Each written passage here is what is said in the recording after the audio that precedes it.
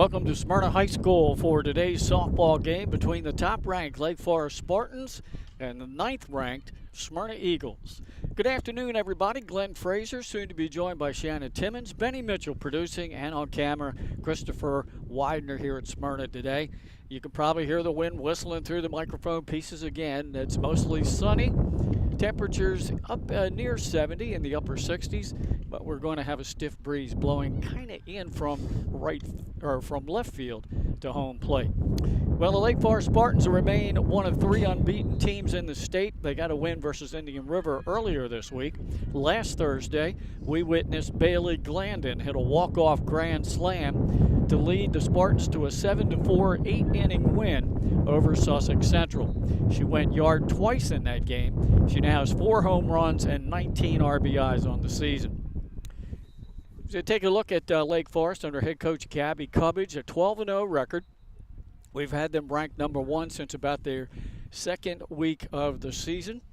Games they have left are at Caesar Rodney and St. George's, and they'll have home games with Laurel and Woodbridge as this season is really starting to wind down. Some of their key wins this year: they had a 2-1 win, come from behind win over number 6 Delaware, a 4-1 win over top 10 Sussex Academy, 8-0 over Polytech, another top 10 team, 5-1 over St. Mark's, and 7-4, as we mentioned, in 8 innings over Sussex Central. All of those wins are against teams ranked currently in the top 10. Katie Pierce is the leadoff batter. She's batting over .390 as she's raised her average about 15 points the last few games. Scored 15 runs at second on the team. And when she gets on the little slap hitter, she is always a threat to steal a base. Kara Sumter, the pitcher, she's batting over .350, leads the team with 7 home runs. Carly Rebuck is batting over .385. Alyssa Hastings near .265. Bailey Glandon's average is over .560. She's also scored 18 runs to go along with the 4 home runs and the 19 RBI. Chloe Ravel is batting over .500. Rylan Russ batting over .300. And Abby Robinson, the freshman, around .375. Kara Sumter, 12-0. She's had every win, pitched almost every inning for Lake Forest this year. ERA right around 1. She's recorded 87 strikeouts against just 3 walks. The team batting average is over .335. They have a collective 12 home runs, with Sumter leading the way with 7. Let's talk about the Smyrna Eagles now. They've won the state championship 3 times, back-to-back in 2018 and 19, and they won their first title back in 1993. The Eagles have a 3-game winning streak, including a 9-inning win over number 10 Delaware Military Academy, 2-1 last week. And they have had several close losses to some very good competition. Simone Edge leads the team with 4 home runs, and Lexi Dennis sees most of the time in the circle for them. Taking a look quickly at Smyrna's batting averages, as Durnall is batting .310. She's the left fielder today. Roscoe will be the designated player. She's hitting .452. Simone Edge batting .444. She'll be going to Texas Tech next year. Arnold batting .250. She'll be at third base. Weisenberger hitting just under .200, playing shortstop, and caught earlier in the season. Donovan will be at second base, batting .206. Dennis, the pitcher, hitting .367. Dixon, the right fielder, batting just under .290. And Slaney will be in center field, batting .111. Lloyd will be the flex player of the day, and she'll be catching. Smyrna Eagles under head coach Nina Marcano. They have a 7-5 record. As we mentioned, they've won 3 straight, including a win over Indian River and DMA. Close losses to Sussex Central in the first game of the year, to Delmar, to Polytech, all ranked in the top 10. Mardella and Bohemia Manor were out-of-state losses. Close losses in the Attack Addiction tournament that was held up at Caravel Academy about a week ago. And there are 2 of the better teams on the Eastern Shore in the state of Maryland. Dennis comes in with 60 strikeouts against 14 walks. Roscoe has recorded 16 Ks and has not walked a batter this season. The Smyrna Eagles schedule, we'll have them at Cape Henlopen next Tuesday on May 6th, and we'll have that game for you right here on 302 Sports. They will host Caesar Rodney. They will be at Appoquinimink who is one of the 3 unbeaten teams left in the state. And then they'll end up by hosting Red Lion Christian Academy on the final game of the season for them. Season winding down, only about 2 weeks, a little over 2 weeks left in the regular season. Then we'll be into the tournament, all culminating with a state championship game at the end of the month on a Friday night at the University of Delaware. Let's take a quick break, and we'll be right back with the pregame show right here on 302 Sports. Welcome to Surf Bagel.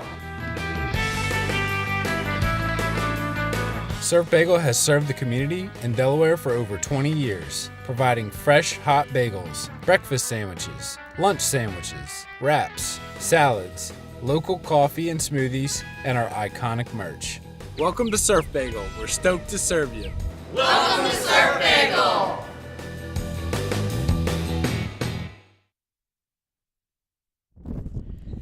We're back here at Smyrna High School. Another windy day for high school softball here in the state of Delaware. Let's take a look at the lineups for the game today. We'll start with the visiting Lake Forest Spartans. Leading off, Katie Pierce in center field, followed by the shortstop Bailey Glandon. The pitcher, Kara Sumter. Batting cleanup will be the catcher, Chloe Revelle. Hitting number 5 out in left field, Carly Rebuck. And then at first base, it'll be Rylan Rust, followed by the second baseman, Alyssa Hastings, the third baseman, Abby Robinson, and finally, batting in the number 9 spot, the right fielder, Keely Leach. That's the lineup for Lake. For Smyrna, the Eagles today will have leadoff batter Ryan Durnall out in left field.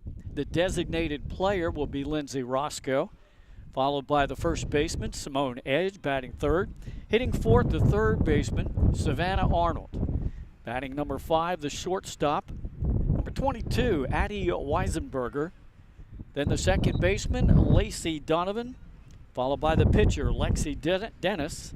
Then the center fielder, Kate Slaney. The right fielder will bat after her.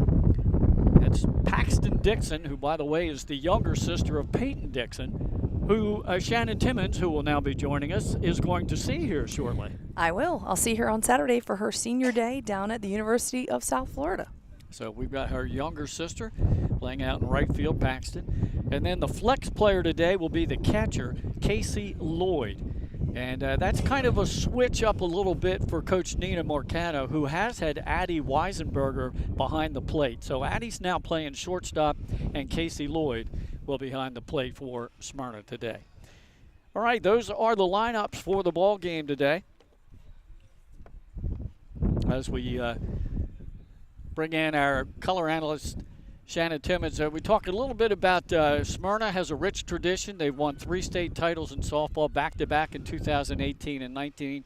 They thought they had a team that was going to win it again in 2020 when we had the unfortunate pandemic that canceled the entire spring season of all sports that year. But they've come along this year. They've had a lot of close losses to very good competition, and we have them ranked back in the top 10, deservedly so. They have, and of the teams that we have seen that are in our top 10, Glenn, week in and week out, their losses have been to really dominant programs, and they've been to each other, oddly enough, right? So it's a great matchup here today. More Henlopen softball slated for this afternoon between Lake Forest and Smyrna, and I think we're in for another great game today. Lake Forest, of course, we've seen them a couple of times this year up at Polytech, and then at home last week against Sussex Central. And, of course, Bailey Glandon stole the show that day. That was quite a ball game. Her with a walk-off grand slam. But 1 through, I want to say 7, they're very solid offensively. They are, and they have a great eye for the strike zone. You're going to see them be very patient today, and if they get something, they're just going to wait for the pitcher to make a mistake, right? They get something they think they can drive. You're going to see them certainly take their hacks at the plate, but they're very patient, and they make pitchers work and pitch to them. So they hunt their pitch very well. They're very disciplined, and, a little bit older in the lineup for Lake Forest, a lot of juniors and seniors. So they're certainly experienced, and they have come together playing travel ball out of that Harrington program, and they've played a lot together. So we see that come together in a high school program. They know each other, they trust each other, and the experience just shows. It's why they're playing so well. Now, Whereas Lake Forest has Kara Sumter throwing almost every inning from the circle for them this year. Not so much the case for Smyrna. Lexi Dennis has started most of the games, will go 4 or 5, sometimes the whole game, but they do have a very reliable relief pitcher to come in Lindsay Roscoe. Yeah, and I think that's, like I said, more typical of what we've seen across the state so far this year. We see a Madge Layfield who graduated from Sussex Central, a Peyton Dixon who graduated from Smyrna here, Kara Sumter doing most of the pitching for Lake Forest. Those, single solitary pitchers throwing every inning of every game are fewer and further between, Glenn. We are starting to see these pitchers throwing in tandem where they have Lex Dennis here and Lindsay Roscoe. We see it at Caravel, an Aerosmith and somebody else come in. So that's pretty standard now. There's a few pitchers here and there that are doing the majority of the work for their teams. Abby Marsh doing majority of the work at Cape Henlopen, for instance. But several teams now are starting to throw 2 or 3 pitchers to get through their season and to lessen the workload on one particular arm. So we'll see what Smyrna pulls off today. But you're right, we've seen Dennis and Roscoe in the circle so far this year. And, honestly, you're going to see Kate Slaney out in center field. She did some pitching in her first couple of seasons here at Smyrna. So there are arms in the field if Smyrna were to ever need them. Now, Lake Forest thought they had a real chance to go deep in the tournament last year. They were upset by Caesar Rodney in one of the early rounds. They now, I think, are trying to exact a little revenge from last year. They feel they have the team to go deep this year, whereas Smyrna, of course, last year, they played Caravel as tough as anybody in the tournament. I think you saw that game. It was a one-run ball game. I did, and, absolutely for Lake Forest, I think they feel like they have to avenge that early exit out of the tournament this year. And like I said, there's a lot of juniors and seniors and a lot of depth and a lot of experience, and I think they feel like this is their chance and this is their year to go into that tournament and go deep and prove something. With Sumter as a senior headed to Monmouth, and you've got Glandon as just a junior but already committed to the University of Delaware. So they have that core group of athletes that have been together for a while, and I think they just feel like this is their year. A little bit more youthful on the Smyrna side. They have some players that certainly are college quality players, but just aren't quite there yet, right? So, I think they have potential to run into the tournament as well. We'll just have to see where everything ends up, but we are set for a great Henlopen softball game today. Just about ready to go with first pitch quickly defensively for Smyrna. Dennis in the circle, Lloyd behind the plate. Edge at first, Donovan at second, Weisenberger at short, and Arnold at third. Getting ready for the first pitch, and we'll set the outfield for you. Here's Katie Pierce, shows bunt, pulls back on a low pitch, ball 1. In right field, Paxton Dixon, and center, Kate Slaney, and right here in front of us in left field is Ryan Durnall. All right, so a 1-0 count on Pierce, who is 5 hits in her last 2 games. Second on the team in runs scored. Shows bunt, pulls it back, and we've got that one a little bit low for ball 2. Dennis, a really tall, kind of lanky lefty in the circle, just a sophomore this year for the Eagles. Pierce ahead in the count. Dennis is ready. There's a called strike at the top of the zone. 2-1 count on Pierce. Again, once they figure out that her intent is to try to bunt, they keep the ball high in the zone. Very difficult to do. And Dennis, one of the rarities we see this year, a left-handed pitcher in the circle.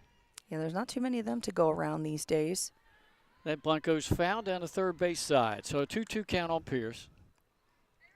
I feel like it goes in cycles. We see a lot of lefties, and even we said it the other day, we haven't seen that many lefty hitters even in lineups throughout the state. Yeah. Few here and there. You'll see a couple here today, but there for a while we had a majority of lineups standing in that left-handed batter's box, but not so much anymore. 2-2 pitch on the way. Swing on a miss. Had a lot of movement on it, and there's a strikeout to start the inning for Dennis. That'll bring up Bailey Glandon, the shortstop. She had 2 home runs the last time we saw her against Sussex Central, including the walk-off grand slam in the 8th inning. Lefty on lefty here again. First pitch in there for a strike. Dennis looking pretty good early here. Always an interesting matchup to have lefty on lefty. Lefty pitchers seem to just have a little extra something, a little extra spin on their pitches, just naturally from the way they throw the ball. That's a called strike, so Dennis has Glandon in the hole here, 0-2. And that ball's going to move away from that lefty unless she really, really forces it inside. So these hitters are going to have to hunt something outside. We see Lloyd, the catcher, sliding out. Called third strike on the outside part of the plate. 2 strikeouts to start the game for Lex Dennis. And that brings up her counterpart, Kara Sumter. And what a rarity to see Bailey Glandon, number 1, go down looking, number 2 go down on 3 pitches.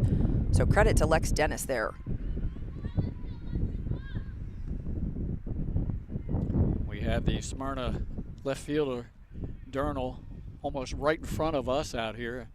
Our vantage point, that missed low and inside for a ball. I can hear her chattering it up. Showing Sumter some respect as she leads the Spartans with 7 dingers this year. She's a great hockey player too, Glenn. Durnall, yeah. Yeah, great defensive player on hockey. We had her in the state championship game. Yes, we did. 1-1 count now on Sumter. 2 gone here in the top of the first. A battle between number 1 and number 9 in the state. That's fouled right back to the cage. So now a 1-2 count. What do you think? Dennis has a shot to strike out the side here to start the game. And that would be an excellent start for her, especially with these heavy hitters that, again, much like a Cape Henlopen team, they really stack the top of their lineup here at Lake Forest. Just missed low and outside. Good waist pitch there by Dennis. So a 2-2 count on Sumter. Ravel on deck should Sumter reach. There's that familiar sound in our headphones, Shannon. The whistling of the wind. Dennis with a 2-2 pitch. That's fouled back again.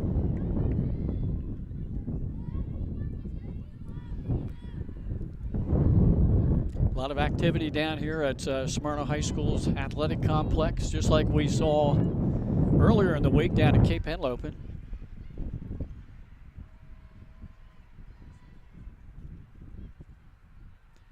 Dennis again, the 2-2 delivery. That one's fouled out of play. And she has really got some velocity on her fastball, Shannon. It's batter's been behind. Well, and this is good work here for Kara Sumter after these first 2 hitters, go down with strikeouts. She's working on their 7th pitch of the at-bat, trying to figure out what Dennis is throwing and how she can get some information here and maybe get on for her team. Yeah, there's yet another foul. She stays alive. She's waiting for Dennis to hang something across the plate or make a mistake with something she can put in the field. Outfielder for Smyrna, the entire outfield, very deep, respecting Sumter's power. And she certainly has it, Glenn. We've seen it. She can hit home runs out of places into the wind. She's a strong kid. That's one of the things she's certainly developed over the past couple of years that has helped not only her pitching, but her ability at the plate. As she battled again with another foul ball. Is this pitch 10 now? 8, 9, I'm sorry.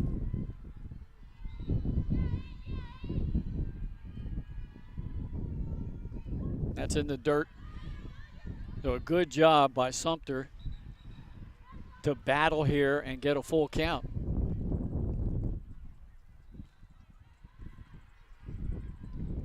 Two outs here in the top of the first. Payoff pitch from Dennis.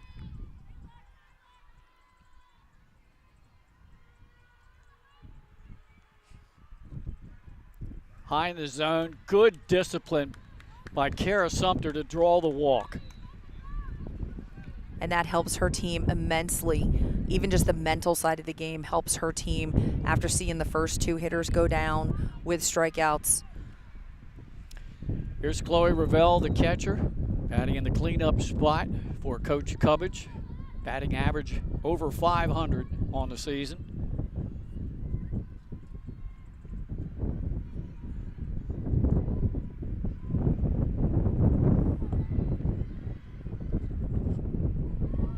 Takes a called strike. Lake Forest has 5 regular season games left.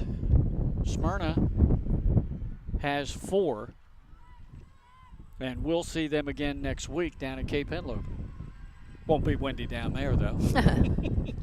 Line shot just missed the on-deck batter. Rebuck had to duck. And again, lefty Dennis is going to stay outside from these righties. She'll pitch to her natural side to the righties, and she'll throw across the plate to the lefties. Idea being stay outside to all these heavy hitters from the Lake Forest lineup. She's done a great job getting ahead of hitters, though, Glenn. Yeah.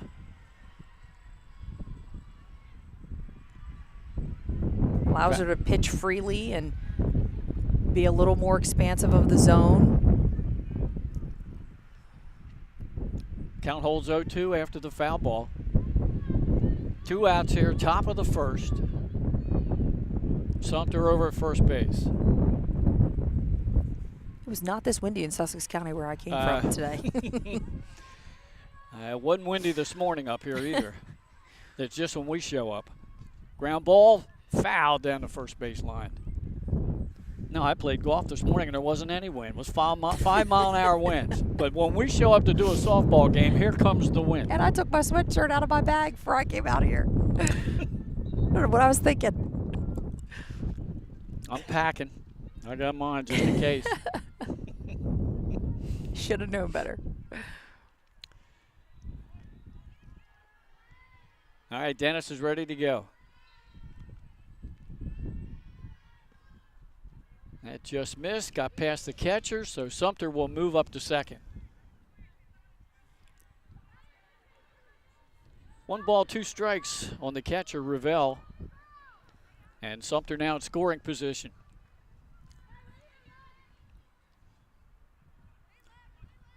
Dennis trying to finish off what was a very promising inning for her, getting the first 2 batters to strike out. Oh, there's a line shot. That's going to fall in front of the center fielder. Sumter rounds third. She'll easily score as the throw is cut off by Edge in the circle. So an RBI single for Ravel.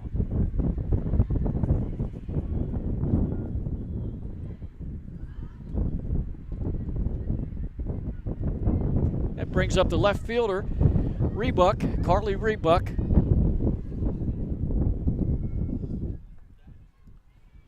Rebuck batting well over 380 on the season. Fouls the first pitch straight back. I thought it was a foul, but yeah, it's a foul ball. I saw Ravel heading to second. She'll head back. And that's one of the impressive things about the offensive side of Lake Forest right now. They're coming into today with a team batting average of 335. You know, they're doing great things at the plate day in and day out to keep that team batting average that high. That pitch missed low and outside. A ball and a strike to Rebuck. Dennis, as we said, she struck out the first 2 batters, then a walk, then a single. And she struck them out on 8 pitches. Yeah. So now she's got to figure out how to find the zone again and limit the damage with 2 outs. Fly ball right out here in front of us, and Derna will take care of it. So the Dennis finally gets out of the inning, but Lake Forest gets a run across on just 1 hit. They leave 1 runner. There were no errors. Bottom of the first inning coming up. It's 1-0.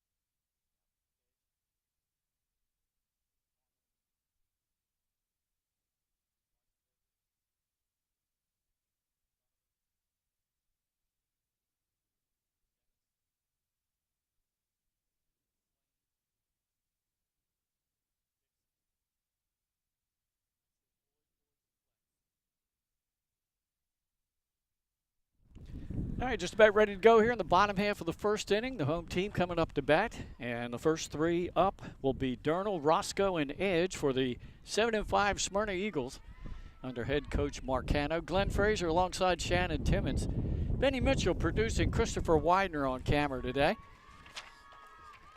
And here we go with Kara Sumter in the circle against the lefty Durnall.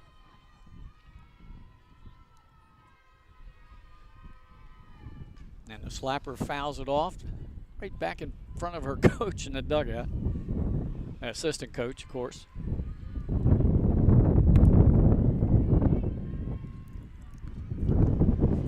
Sumter with a great mix of rise ball, drop ball, curve ball, changeup. She has an arsenal.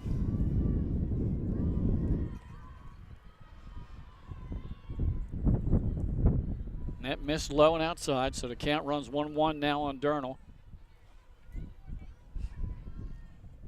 Yeah, I double-checked before I got here, too. I went in the outfield while they were warming up, and I said, Ryan, it's Durnall, not Durnall, right? She goes, oh, yeah, my mother hates that.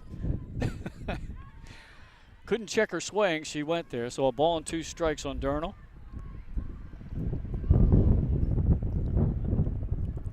I'm fortunate I actually get to learn a lot of these kids' names during field hockey season, so we see them again come softball season. Makes it easy.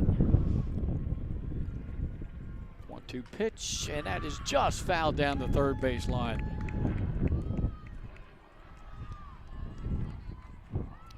Just a little bit behind that fastball. Ryan has good speed.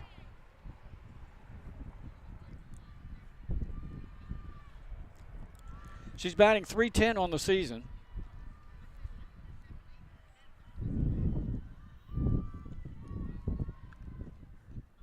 Called third strike right at the top of the zone. So both leadoff batters go down in this game in the first inning. That brings up the designated player, Lindsay Roscoe. Roscoe comes in with a hefty .452 batting average. That's tops on the team.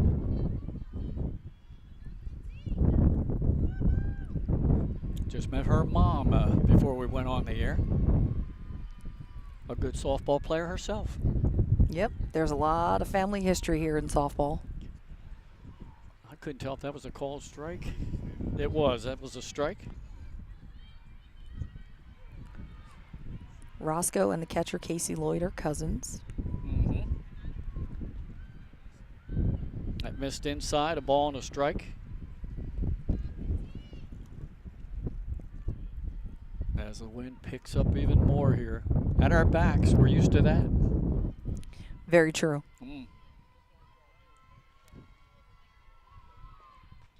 Right to the shortstop. Oh, mishandled a little bit and reaching on an error. So Roscoe will be a one-out base runner at first for Simone Edge, the first baseman. She'll be going to Texas Tech next year.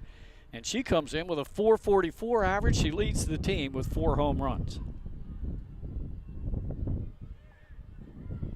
So I said it before, rare that you see Bailey Glendon go down on strikes, and also rare that you see her bobble a ball out at short. She has been pretty steadfast out there for Lake Forest as Edge fouls that one back.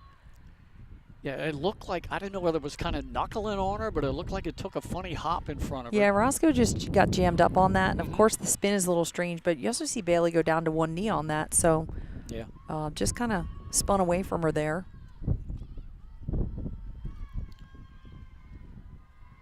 0-1 on Edge. Swings through that pitch, 0-2.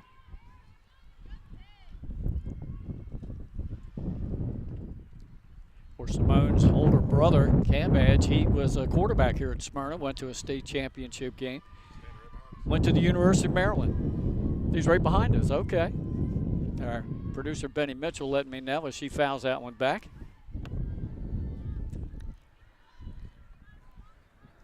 That was a very competitive and tight state championship game that year that her brother played in.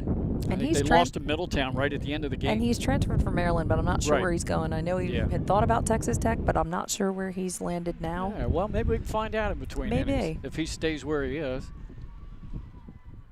Oh, she changed up nicely and got Edge way out in front for a strikeout. That's 2 outs now. It'll bring up the third baseman, Arnold, who's batting .250 on the year.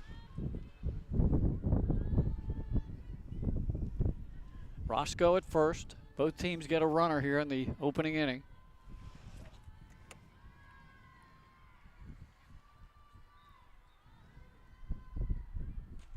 Savannah Arnold grounds it to Bailey Glenn, and she'll throw across the diamond to first, a little high, but they do get the out at first base to end the inning. So 1 inning in the books. It's 1-0 Lake Forest. Back after this. Welcome to Surf Bagel. Surf Bagel has served the community in Delaware for over 20 years, providing fresh, hot bagels, breakfast sandwiches, lunch sandwiches, wraps, salads, local coffee and smoothies, and our iconic merch. Welcome to Surf Bagel. We're stoked to serve you. Welcome to Surf Bagel.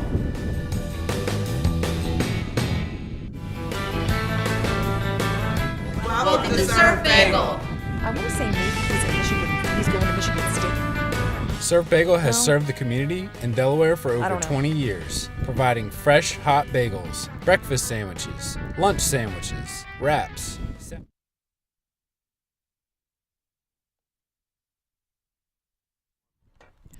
Back here at the top of the second inning in a 1-0 ball game, Lake on top. So I got a chance to run back and say hi to Cam Edge, who's transferred to Eastern Michigan. There you go, Eastern Michigan. I said, well, we were thinking maybe you were thinking ahead and you tried to get into Texas Tech, so your sister. And he laughed. He said, I wish.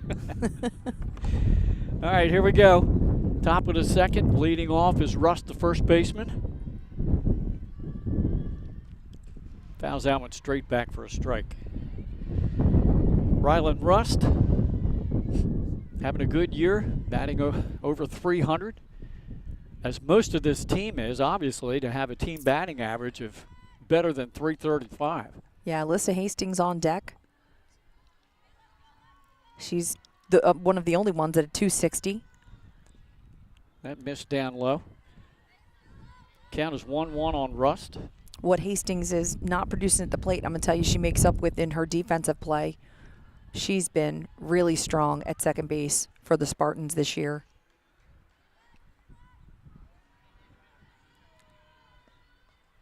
That one's fouled back. 1-2 count on Rust. Hastings on deck. Robinson in the hole.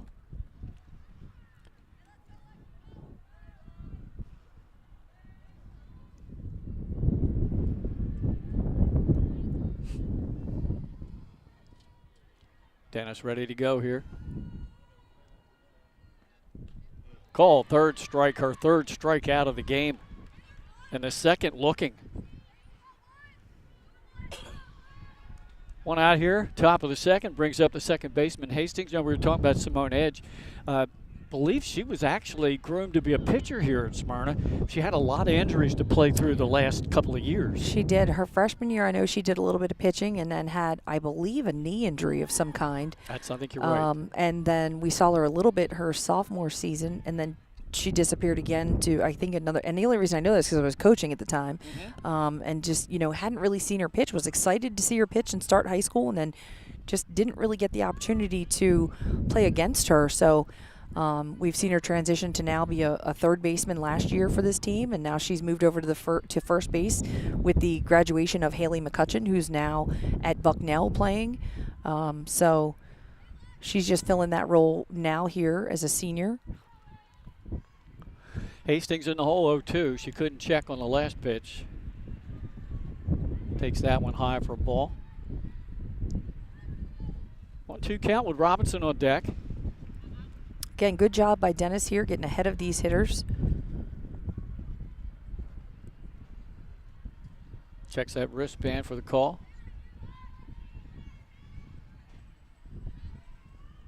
That missed low.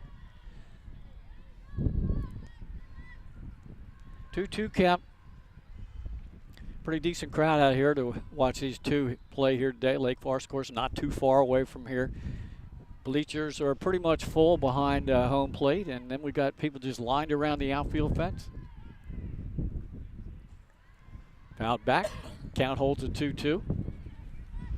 Nice low fence here in the outfield. The fans love that. Of course, they put new fencing in down the baselines, real high fencing, and that's kind of deterred some of them from Yeah, standing down they've there. added some bullpens in here down the right and left field lines, which created, I guess, a safety issue. So they've extended those fences up about 8 feet tall.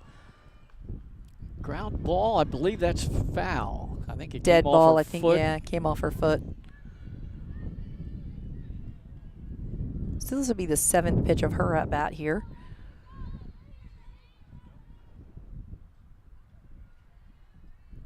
Lake Forest, I've noticed in a lot of their games, you look in the box score, they score a lot of runs late. And a come from behind fashion. Swing and a miss there, and another strikeout for Dennis. So in consecutive innings, she retires the first 2 batters via the strikeout. Well, I'll tell you, Cape Henlopen's another team that gets off to a slow start sometimes and come from behind. You did it again against Sussex Central the other day. So conversely, Sussex Central's the opposite. They tend to score early and then have a difficulty holding on to the lead. Nice shot right through the right side for a base hit for Robinson. The number 8 hitter is on with 2 outs, and that brings up the right fielder, Leach. Second hit of the game for the Spartans. Robinson came in with a .375 average, a freshman having a pretty darn good season. And now here's Leach, who is batting around .250. She fouls one back towards her dugout. And if she's able to reach, they will roll to the top of the order. Yep, Katie Pierce is on deck.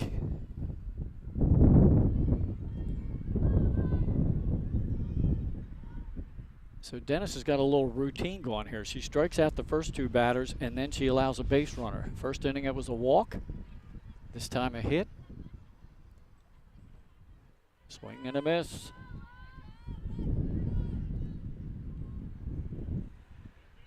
.0-2 count here. And that's certainly something I'm sure the coaching staff of Smyrna would like to see her mature out of, right? Get the first 2 outs and sit the next one down too, because you have to learn how to limit damage with 2 outs, and her defense does too. So you have to be a little more selective in the pitch, and coaches are calling pitches. So to Dennis's credit, the coaches are making that call, but she also has to hit her locations. Dennis checks the dugout for the pitch. Toes the rubber. 0-2. Good curveball to get a 3rd strikeout of the inning. 5 for the game for Dennis. We'll head to the bottom of the second with Lake Forest leading 1-0.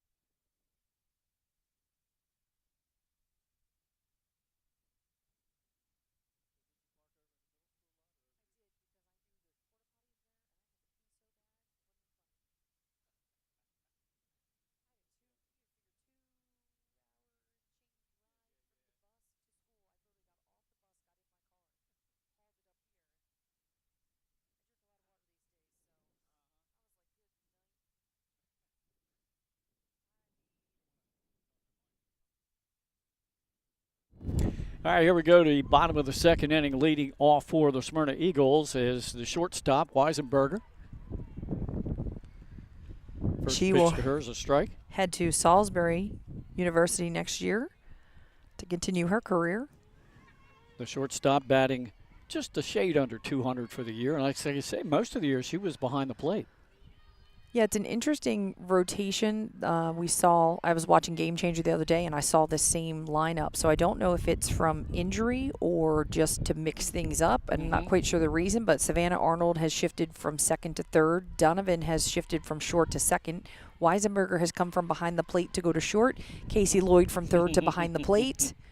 Outfield has stayed the same, and Simone Edge is still playing first. But yeah, so Roscoe was playing a little bit of third base. She's become the steady DP, but there's a little bit of a rotation in the infield as Coach Nina Marcano has made some changes. A ball and 2 strikes to Weisenberger. Donovan on deck.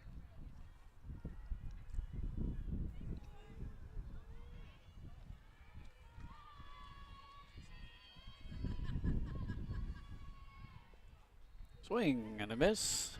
And there's a strikeout for Sumter. And that is her third of the day. That'll bring up the second baseman, Donovan, who's batting just over 200 at 206. Lacey Donovan. And the pitcher, Dennis, on deck. Dennis with a 367 average this year. Getting it done in the circle just like her counterpart and at the plate. There's a line shot. That's right back through the middle in the first hit of the game for Smyrna.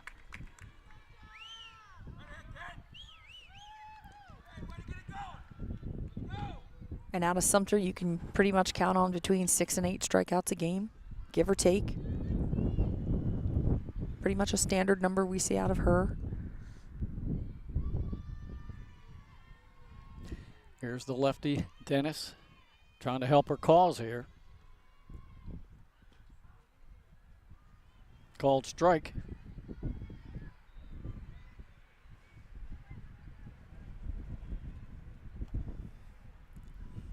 Catcher Chloe Ravel keeping a good eye on Donovan down at first base.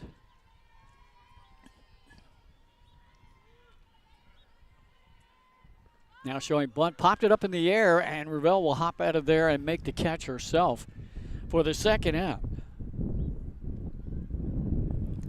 That brings up the center fielder, Kate Slaney. Slaney batting 111 coming in. Again, Sumter keeps that ball high in the zone, makes it hard to get that bunt down.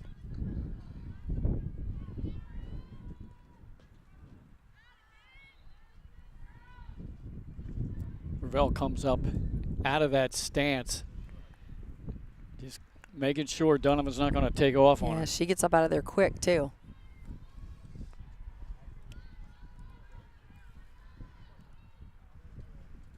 That missed outside, ball and a strike. Faked the throw down to first and made Donovan slide back in. Well, and interestingly enough, you know, Chloe Ravel, a left-handed catcher. Yeah. Not something that you typically see.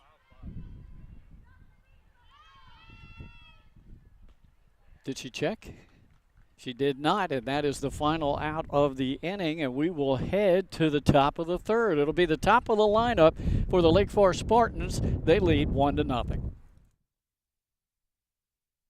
For over 15 years, our company has been building homes in Sussex County, Delaware. We offer a completely comprehensive program for our customers that makes building a new home enjoyable.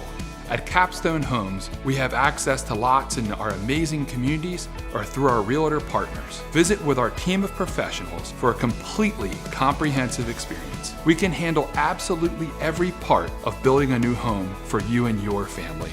Create your new home. Create a Capstone home. For over 15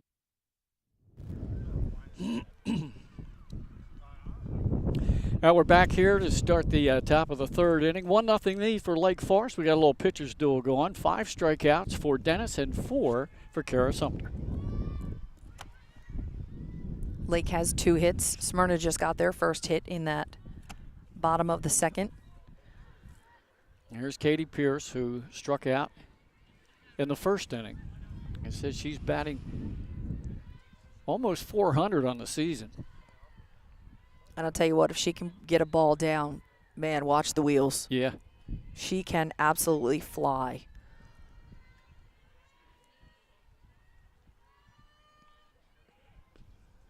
Offered bunt. I think she pulled back. What's the umpire calling? He called a strike.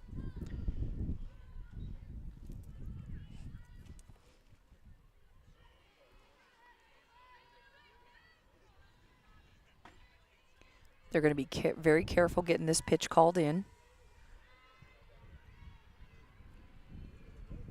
Pulled back the bunt attempt again. That missed high. Ball and a strike to Pierce.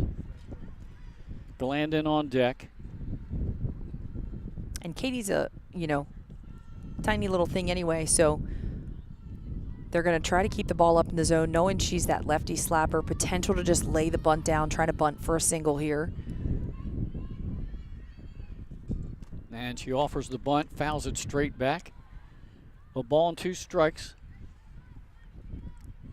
And that's going to, give Dennis a little bit smaller strike zone. She'll have to be more accurate than with other hitters. 1-2 count on Pierce. Dennis checks that wristband.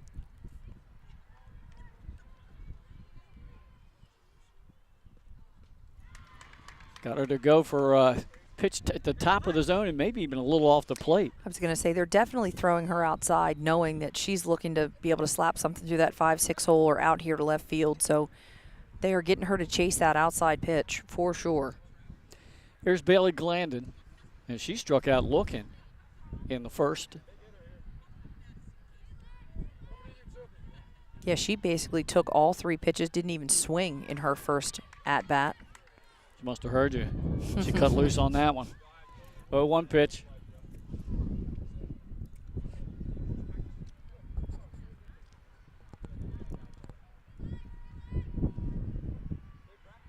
Dennis ready.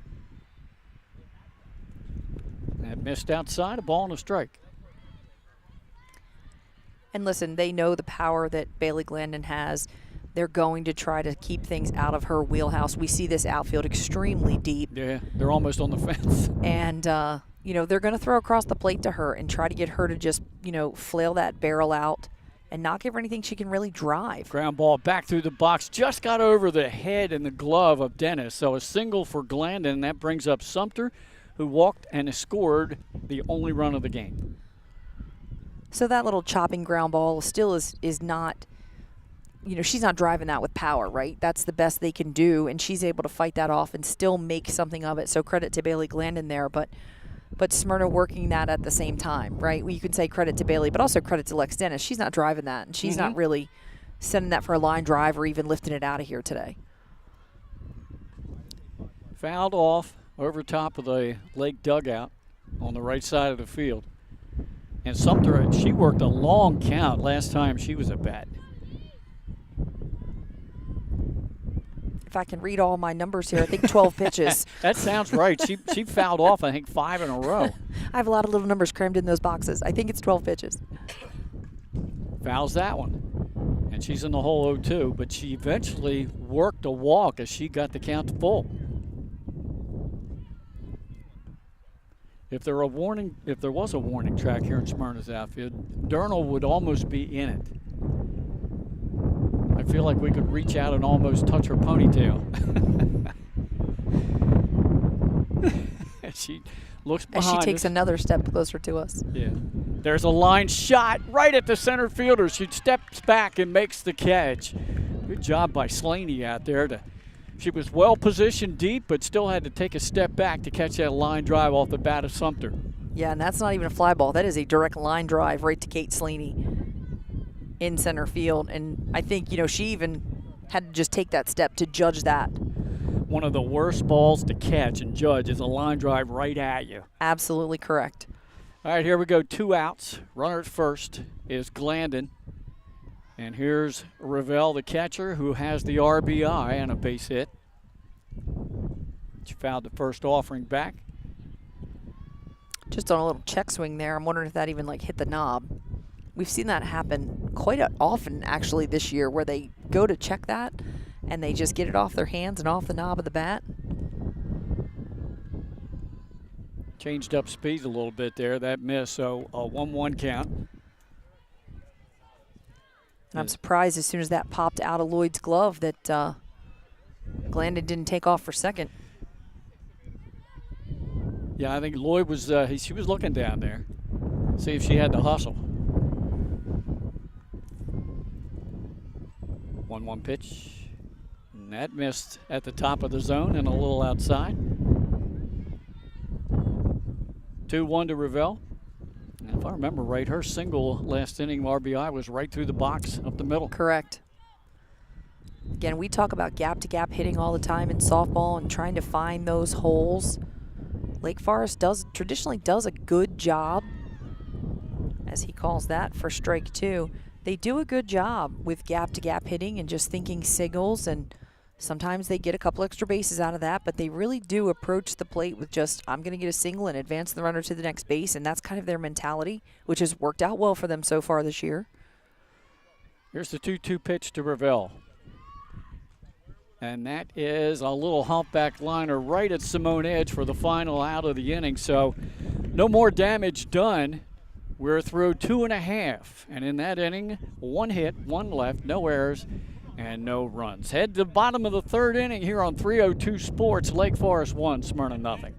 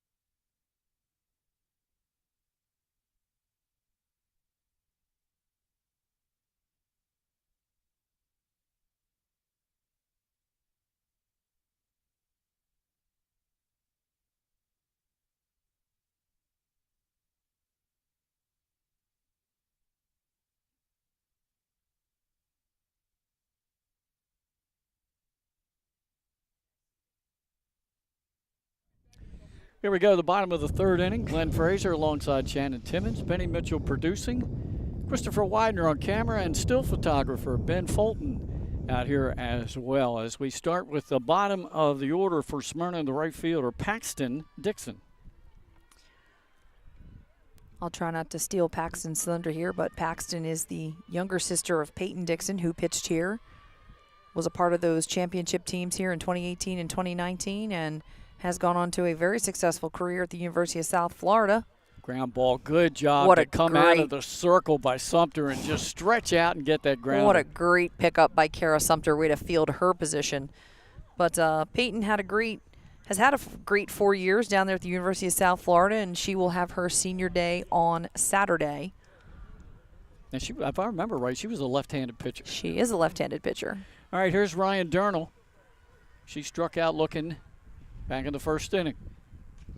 Slaps one foul down the 3rd base line.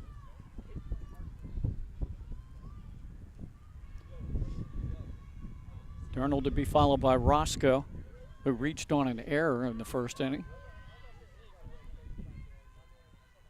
And I'll revisit Paxton Dixon real quick, the only freshman on this Eagles roster.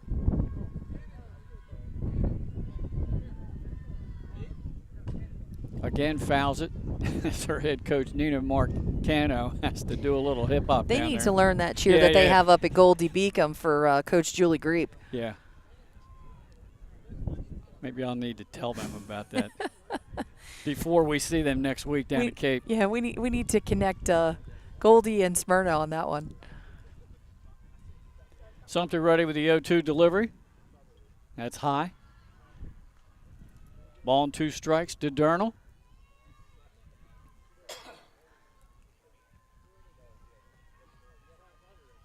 Of course, Goldie Beacom getting ready to face off against Wilmington University softball up there in Bridgeport.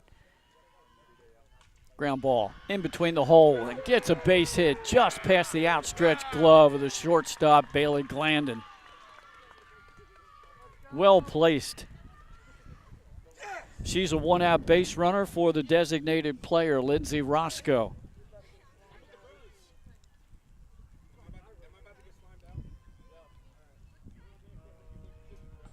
Okay, Roscoe hit one Like I said, it was kind of knuckling and it hit funny right in front of Glandon in the first inning. Yeah, Sumter did a good job of jamming her up because, again, Roscoe has some power. But I think he just had a funny spin on it, and it got away from Glandon at short. I'm thinking that first pitch was a strike. Yeah, it was. I thought the umpire called it a strike. A little delay getting it up on the scoreboard to confirm. That one's fouled straight back right over the head of the umpire. So 0-2 count on Lindsey Roscoe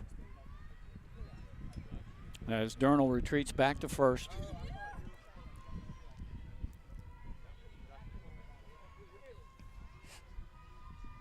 Sumter's got to be real careful with her pitches here. And no 0-2, you don't want to give her anything good. Pop up. And that will be back and out of play. Well, and with Durnall, with the speed that she has over there on first, you know, if Roscoe can really drive something, if she drives something opposite field, Glenn, you know, I won't be surprised to see Durnall try to score from first.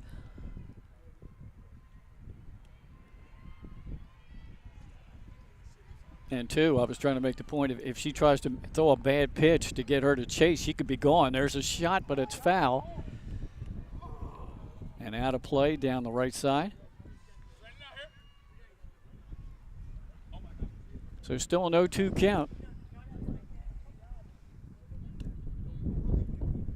Simone Edge on deck.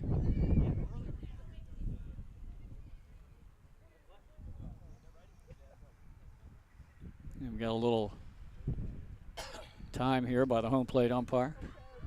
I think he needed another ball. I think they're collecting some of those foul balls. Yeah, I agree with you. All right, here we go. One out. Durnall at first. 0-2 on Roscoe. Fouled that one straight back.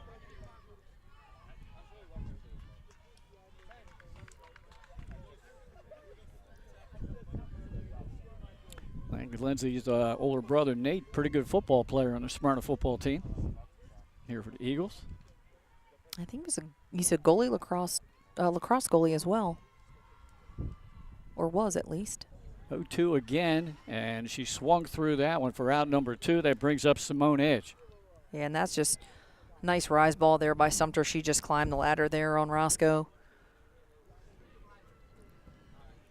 Simone Edge with 4 home runs on the season, and she's hit most of them in the last couple of weeks. Ground ball, shortstop. Glandon has it on 2 hops. Throw over to first. And we are through 3 innings here at Smyrna High School. The score remains 1-0 Lake Forest.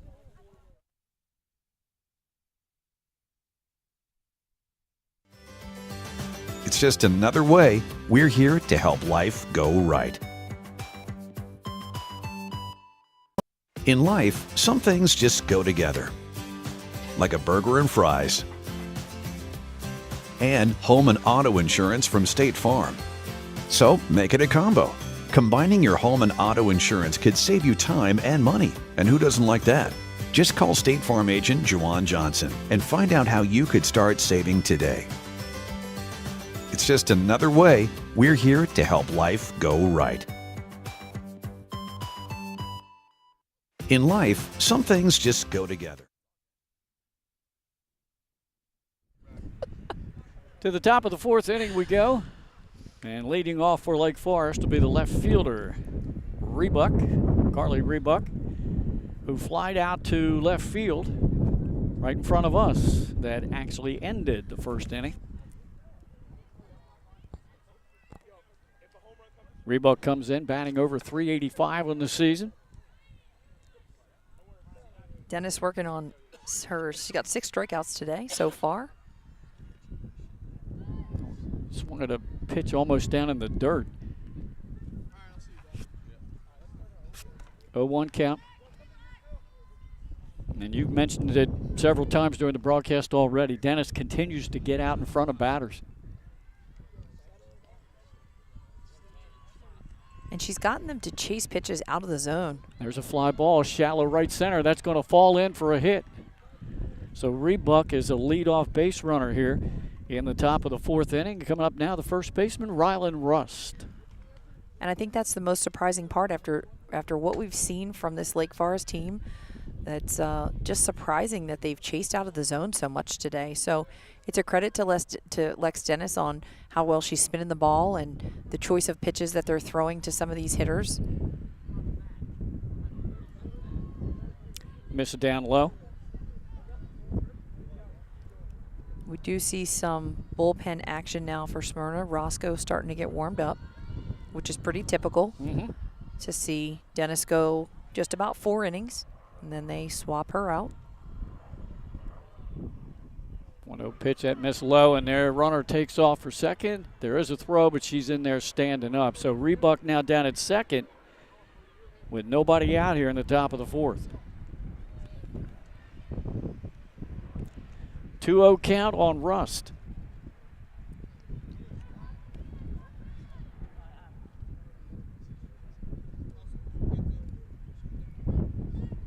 Cubbage has these base runners primed to take advantage of any mistake that a catcher will make. Shows bunt now. That's foul. I do feel like that is one of the most undercoached parts of the game is base running. I mean, we've even talked about it at the college level, how some of the base running mistakes they make, it's unbelievable to watch and to think that they don't know the game better than that or they're just not prepared. But it's such a crucial element of our game. You don't score runs unless you run the bases well, so you have to take advantage where you can. Bunt attempt, that goes foul. Count 2-2 now on Rust.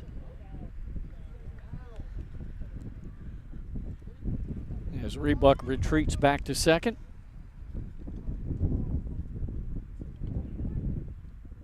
Now Rust's job, if she can do it, is if she's no longer going to bunt with 2 strikes, try to hit it the opposite way and advance the runner to third that way. Correct. Hit behind your runner.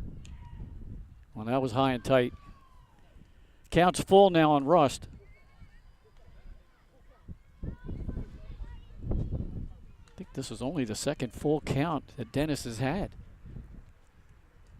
Yeah, the runner at second, she's got to read ball down, and if she can read it down to the right side of the field, it's guaranteed she can take off. Ground ball to third, over to first. They get the out and they hold the runner as well. Good job defensively by third baseman down there, Savannah Arnold. Good job. She checked that runner and got that throw over there quick. So one down. And that's exactly the disadvantage of hitting in front of your runner, is that the defense has the opportunity to check you and hold you right where you're at. Here's Alyssa Hastings, who was a strikeout victim in the second inning.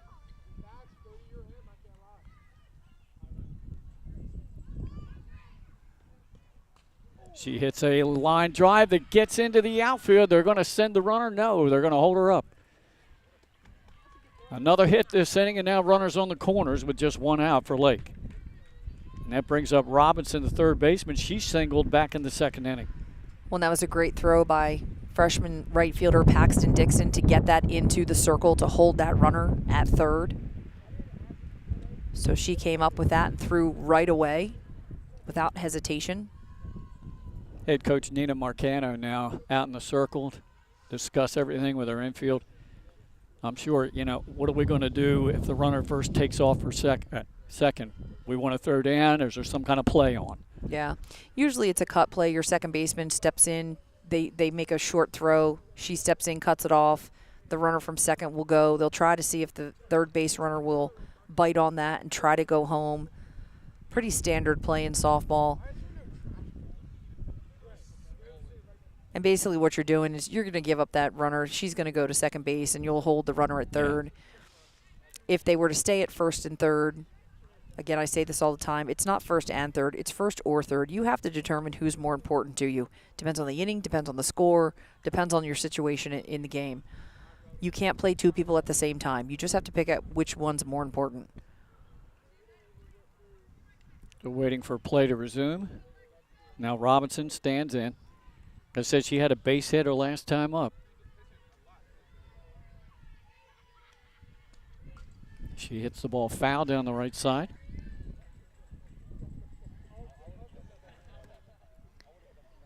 She had a base hit, I believe, fell right in front of the center fielder.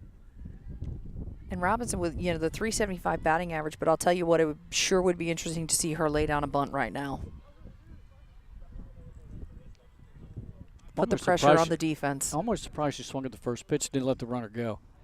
And now she fouls that one back. So 0-2. Leach is on deck.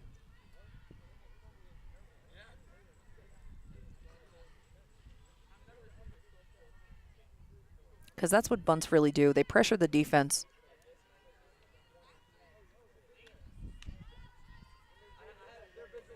Dennis ready. Line shot. Just foul. What an asset to have a batter like Robinson hitting 8th in your lineup, and she's batting just shy of 400. Right? Every coach would love to have one of those. Good placement in the lineup by head coach Cubbage.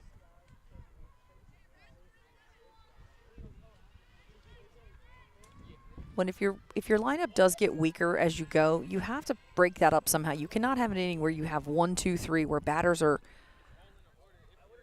struggling to get on or struggling to advance runners. You just can't have an inning where you're going to have 3 kids struggle at the plate and not be able to produce runs for you or not be able to become base runners. So you have to divide that up and figure out how to break that up somehow. I was always a proponent of give me a fast player in the 9-hole to set things for the top that can handle the bat. Absolutely.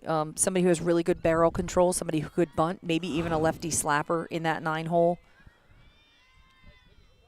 Almost as equal to a leadoff hitter that's in your 1-hole, that's leading off for you. So I agree with you, Glenn. 0-2. And that's going to fall foul down the right side. Right in between the first, second, and right fielder. So Robinson battling here. She's in the hole 0-2. And the adjustment the defense is going to make is that they are going to pull Paxton Dixon, the right fielder, in a little more shallow. Just saw athletic director Bill Schultz out here. I know he tapped me on the shoulder, scared me. Oh. Didn't see him coming. That hit the batter on the elbow. So the bases are loaded now with 1 out for Leach.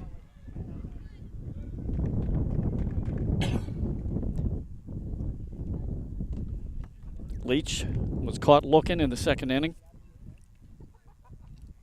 Looks like Smyrna's going to play the infield in, as we have just a 1-run game here. Rebuck at third, Hastings at second, Robinson at first for Lake. We're in the top of the 4th, 1-0 lead for the Spartans. And there's 1 out. Leach takes low.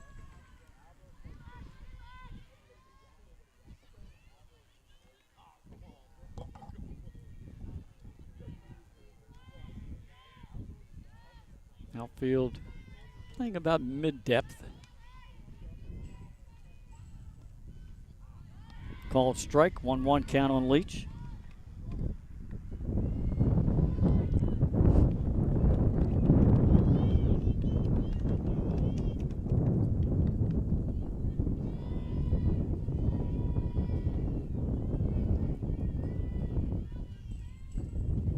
Fouled straight back.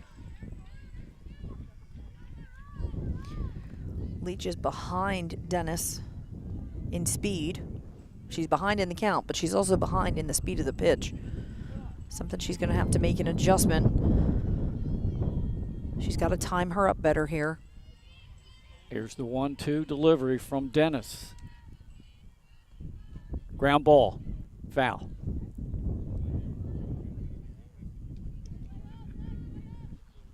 That would have been an interesting play there if that held up fair. It wasn't hit hard enough probably to go home, but... And if they did go home, it definitely would have been a close play. Yeah. Well, we're reset. 1-2. That one's foul. Right to the Lake Forest opening in the dugout.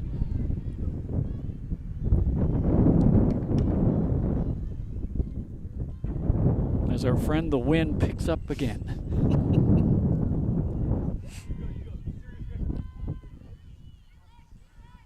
Dennis is ready. Here's the 1-2 pitch. Swing and a miss right over top of that one. Second out of the inning. Big out for Smyrna. Now the top of the order in Katie Pierce. And Pierce has struggled today with Dennis, that lefty-lefty matchup. Katie's gone down twice, striking out, and she's chasing those outside pitches, so she definitely has to make an adjustment in pitch selection alone here.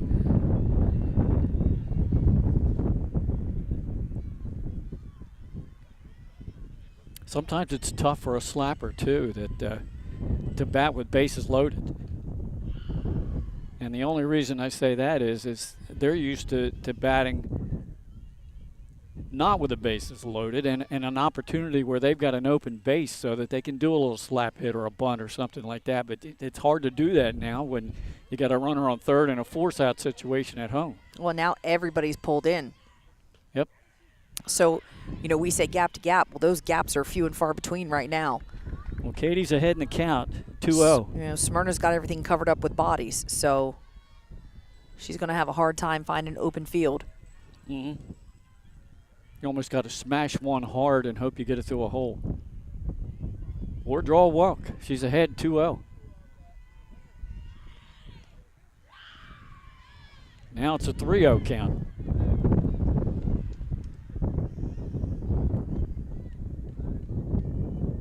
Pressure now sits on pitcher Lex Dennis. Yeah. She's got nowhere to put her.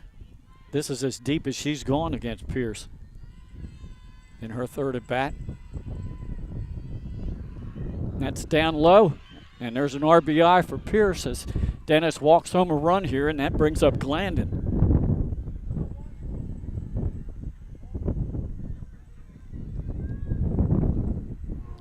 Two-0 game now in favor of Lake.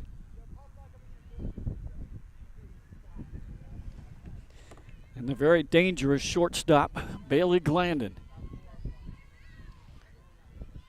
1 for 2 today, singled and struck out. Takes outside for a ball.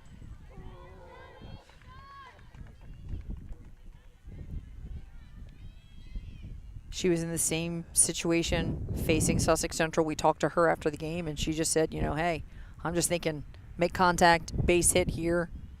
Never thinking to come up and hit a home run in any way, shape, or form. Fly ball out here to left. Durnall coming in, and the wind just knocked that one down foul. When it was hit, you thought she was easily tracked that, but the wind just made it die.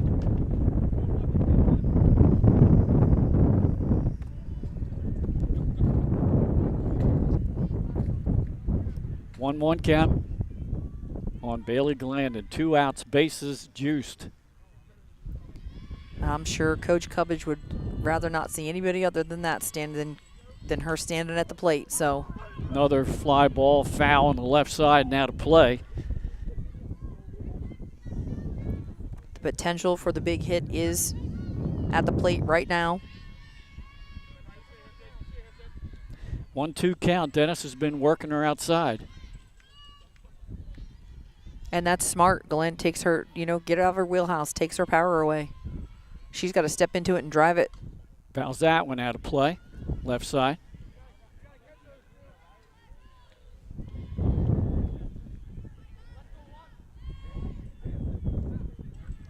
Just had a little support meeting in the circle. And if I'm Bailey Glandon, I'm going to stand as close to the plate and get up in the river as far as I can and be able to step into that outside pitch. You're going to send it there. You're going to pitch me there. That's one of the adjustments you're going to have to make. And there it is. It's coming and out she to makes us. It. But the wind dies. It makes it die. Durnall came back to get the fence, but didn't have time to get up and get the ball. That will bring everybody home. Bases clearing double for Bailey Glandon. And that's a wind-aided double because, like I said, when it was hit, it looked like it was out. Durnall came back to get the fence and then turn around and find the ball, but the wind knocked it down in front of her.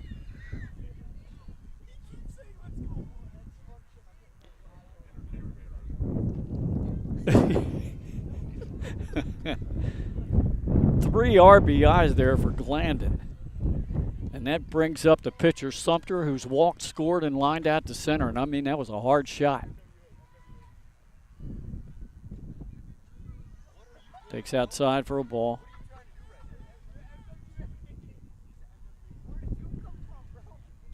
And with 2 outs and everybody running on the hit, Pierce scored easily from first.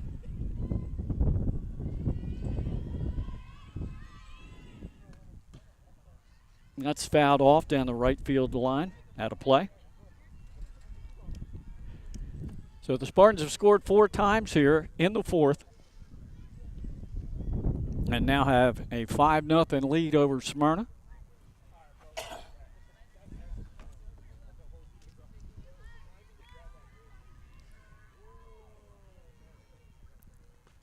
Swing and a miss. Took a little something off of that one. But I think what made that hit from Glandon hard here for Ryan Durnall in left field is that she turned and took her eye off the ball.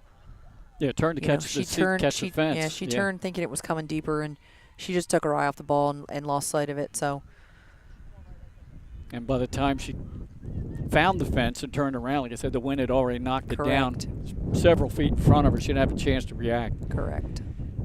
That's what happens when you have this crazy weather.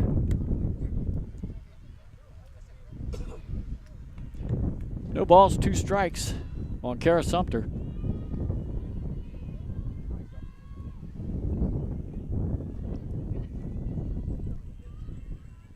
Dennis ready.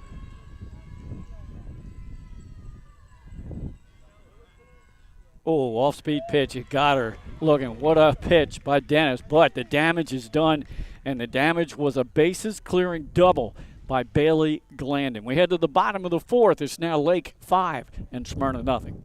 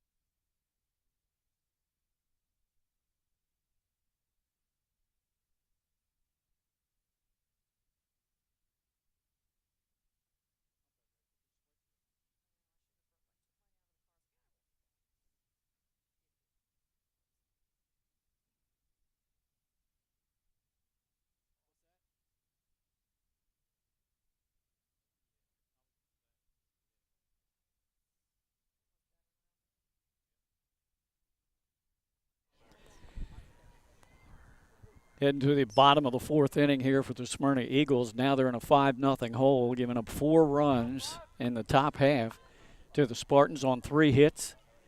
And once again, the big one, the bases clearing double by Bailey Glandon. That was just knocked down by the wind. It looked like it was going out. Gust came up and just knocked it back. Called strike to the leadoff batter here.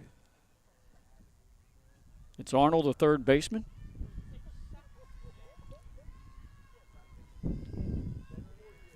Grounded out to the shortstop, Glandon, in her first at bat in the 1st inning. And takes another called strike at the bottom of the zone. 0-2 count on Arnold. Weisenberger's on deck. Donovan in the hole. And now this lead gives Sumter the freedom to pitch and expand her strike zone. Popped it up, fly ball. And the left fielder playing the wind well. They get the out. Carly Rebuck.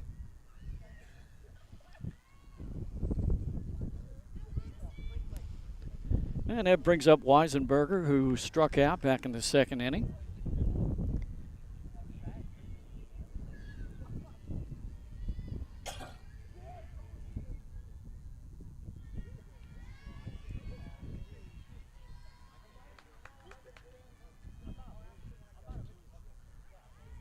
Called strike.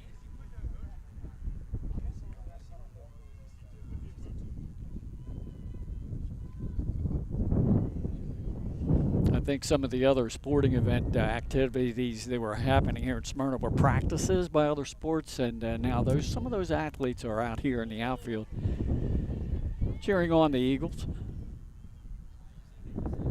Yeah, I think we have some boys lacrosse players right next to us here. Sumter ahead the count here on Weisenberger 0-2.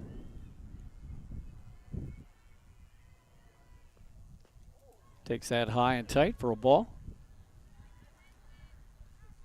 Same count she had in the second inning. Yeah. Weisenberger committed to Salisbury to continue her career. Nice change Pops up that there. one up. It's going to be knocked down and dropped by the right fielder. I think the wind played a problem there. And alertly, Addie Weisenberger gets all the way to second base.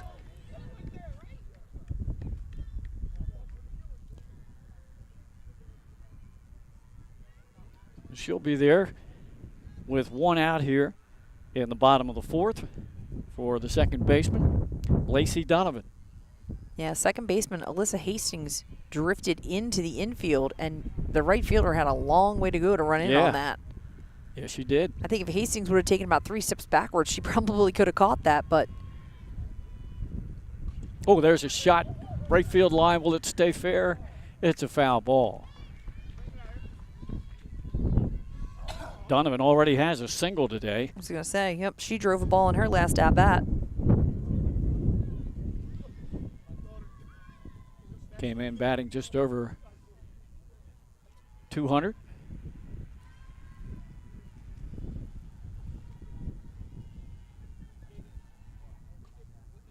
And this one's fisted, and coming out is Ravel to make the catch from behind the plate for out number 2.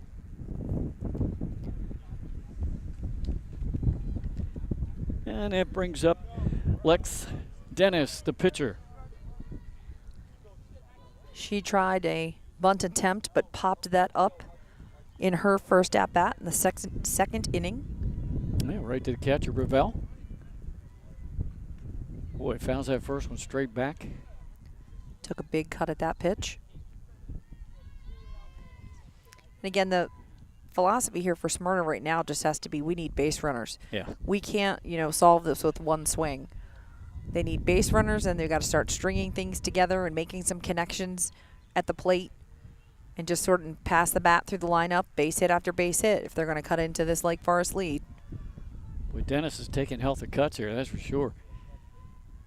She's ripped 2 right straight back to the backstop. And when you see these batters foul these pitches straight back, it tells you their timing's good. They're just not barreling up the ball. So the timing's not off. Laid off the high pitch. Ball and 2 strikes. 2 outs. Weisenberger at second.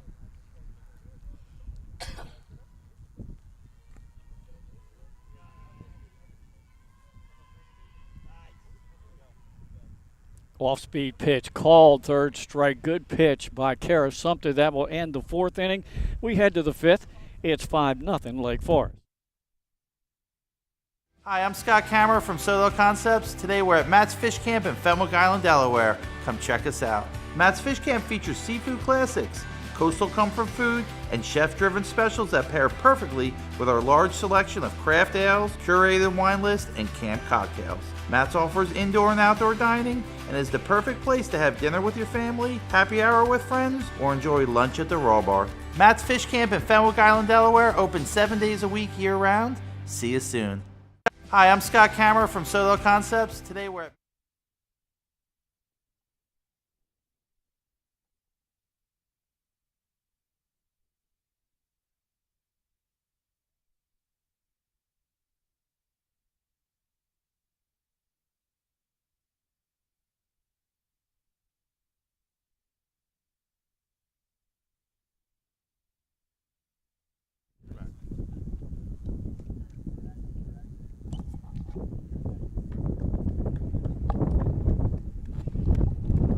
We are through 4 innings here, headed to the top of the 5th. Glenn Fraser alongside Shannon Timmons Christopher Widener on camera. This is a Benny Mitchell production, and we did see floating around here our still photographer, Ben Fulton, today. And Chloe Ravel, the catcher, will lead it off here in the top of the 5th. She's 1 for 2 today. Single back in the first and had an RBI. Yeah, Lake almost batted all the way around, right? One person shy of going through the whole lineup in the last inning.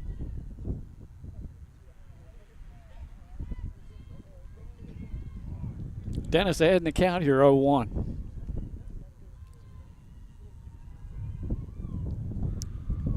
That missed low, ball and a strike. Rebuck on deck, singled last inning and scored.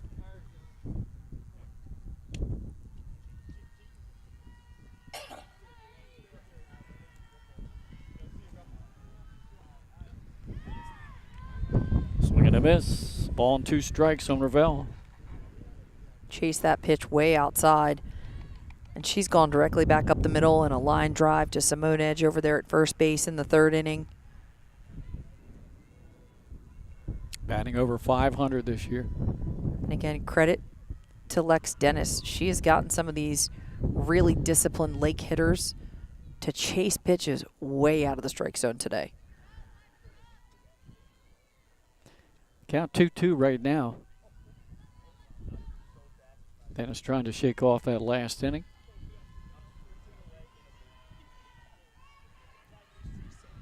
Off-speed pitch hit right back to the pitcher. Dennis wheels, turns and throws it to Simone Edge at first for out number 1. That'll bring up Rebuck as she led off last inning with a base hit and scored.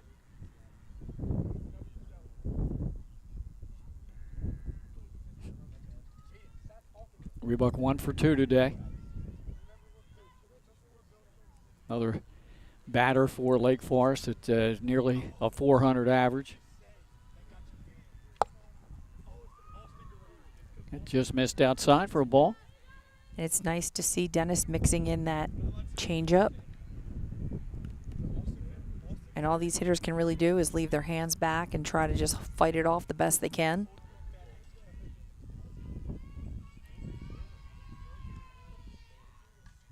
Fouled straight back. So important that pitchers realize, you know, it's not just about having speed. If you have the speed, that's great, but you have to have the off speed as well to complement that. A lot of pitchers get really into like, oh, I want to have 6 pitches, I want to have 7 pitches, and I want to throw a screwball and a curveball and a rise ball and a drop ball and a drop curve. And you know what? Steady Eddie, go with the changeup. You'll produce a lot of outs with a changeup. Ground ball to short over to first. Oh, Simone Edge couldn't quite reach out and grab that one.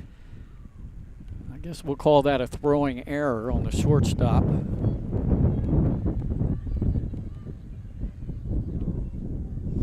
So Rebuck at first with 1 out for Ryland Rust, the first baseman, who's 0 for 2 today.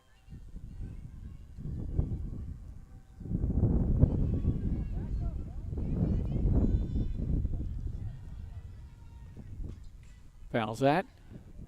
Off the backstop.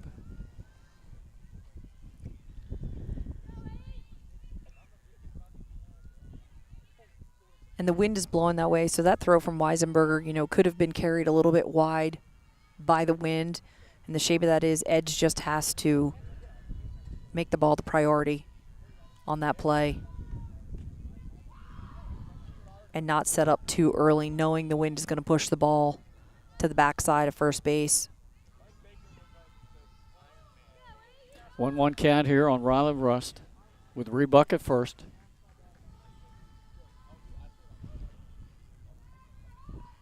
Ground ball. Scooped up by the third baseman. Throw to second. They get the lead runner, and that's all they'll get. But they do get that for out number 2. Fielder's choice for Ryland Rust. That brings up the second baseman, Hastings, who scored a run last inning. She's 1 for 2 today.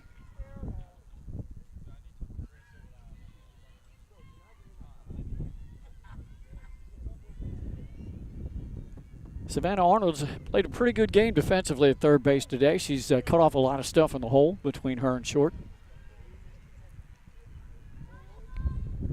Well, and again, you have a much different defensive rotation for the Smyrna Eagles today.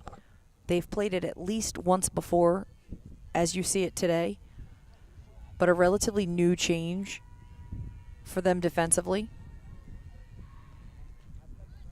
And I don't know if that's due to injury, or like I said, or if it's just, hey, we're going to shake things up and, see what happens. Yeah.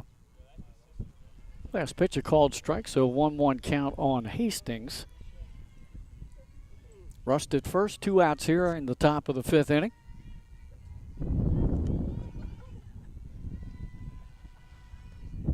Ground ball scooped up, and stepping on the bag is Simone Edge, but they're going to call foul ball. Well, ball and 2 strikes. It's a nice play there by Edge on that short hop to come up with that.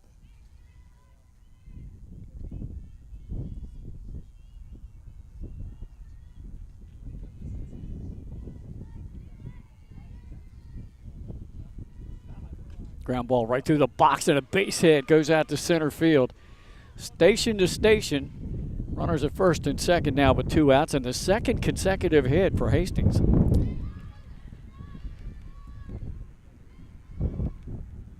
And again, we've seen this as kind of a trend where they get the 2 outs. We saw it in the first inning, we saw it in the second inning, and then that next batter gets on. The batter after that gets a hit.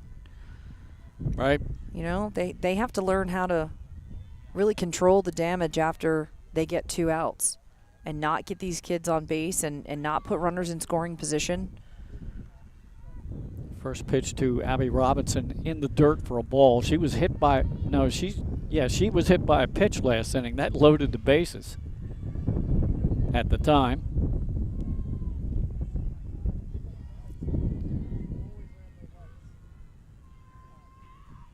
Ground ball, that'll be foul up the third base line. A ball and a strike on Robinson. Rust at second, Hastings at first. 2 outs here, top of the 5th inning. So again, Lex Dennis just a sophomore pitcher, but she has to learn how to just finish, right? She's got to go after that third batter of the inning and just really attack the zone. Ground ball right back to her. Wheels, throws it to Edge, and they get out of a jam here in the top of the 5th. We head to the bottom of the 5th inning. It's still 5-0 Lake Forest here on 302 Sports.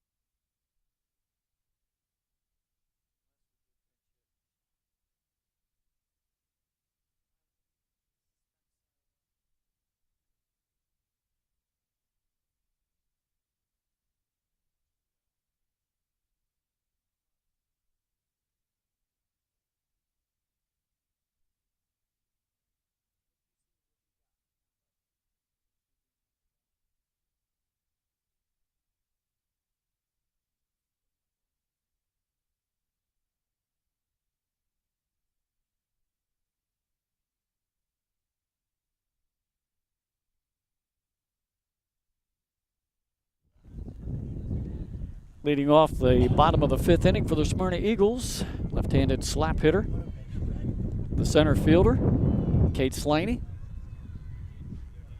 Fouled the first pitch. She's 0 for 1 today. She'll be followed by Dixon, the right fielder, and then the top of the order in Durnall.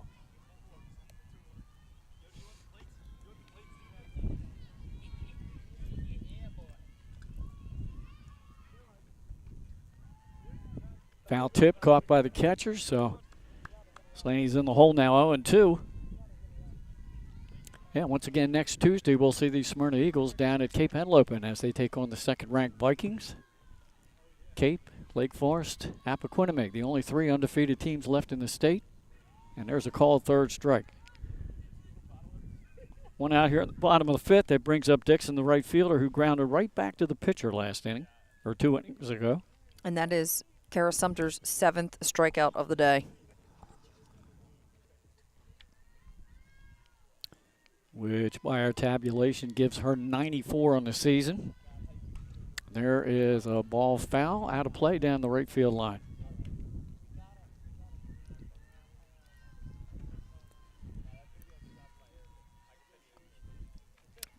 Paxton Dixon, the only freshman on this Eagles roster. Pops that one up in the infield, and that might go flow out of play, and there's a wind-aided foul ball. 0-2 on her. Yeah, the only freshman on the roster. Have quite a few sophomores, juniors. Four seniors. Yep. All-speed pitch. Got her out in front. 2 strikeouts in a row. That brings up the left fielder, Ryan Durnall, who is 1 for 2 today.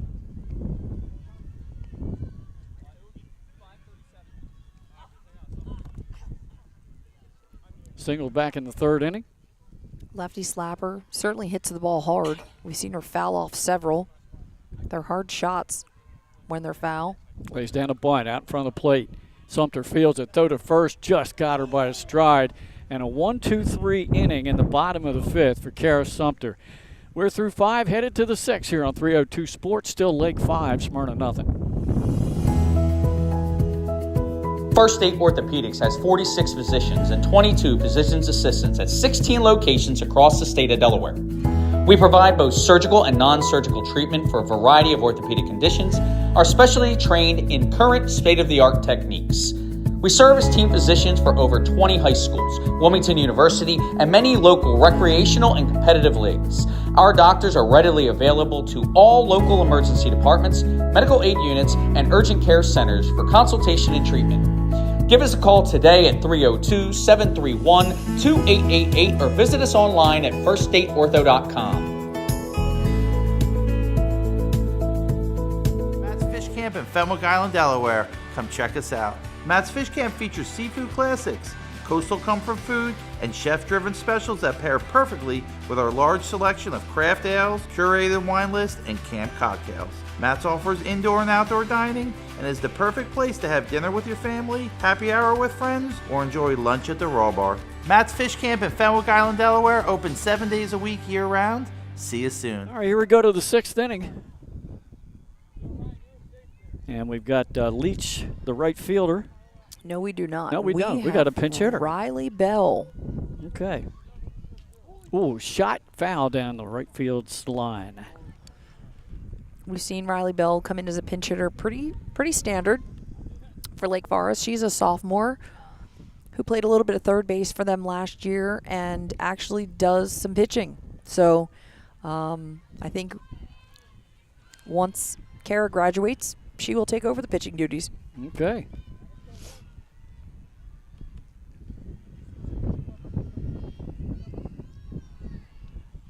There's a shot right up the middle. She gets a pinch hit here in the top of the 6th.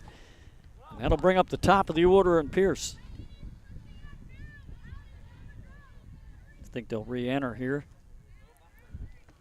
Keep an eye on that and see if that's what Coach Cubbage does, or is she going to leave Bell in the run? Looks like she's going to stay in the game. And here's Pierce, who's walked, scored a run, officially 0 for 2.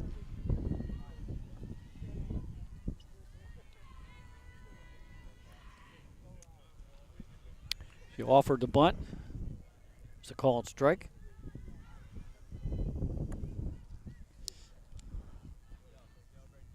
Glandon on deck. 2 for 3 today. Really important that Katie Pierce goes straight at the pitcher here. Fouls the bunt off. She's in the hole 0-2.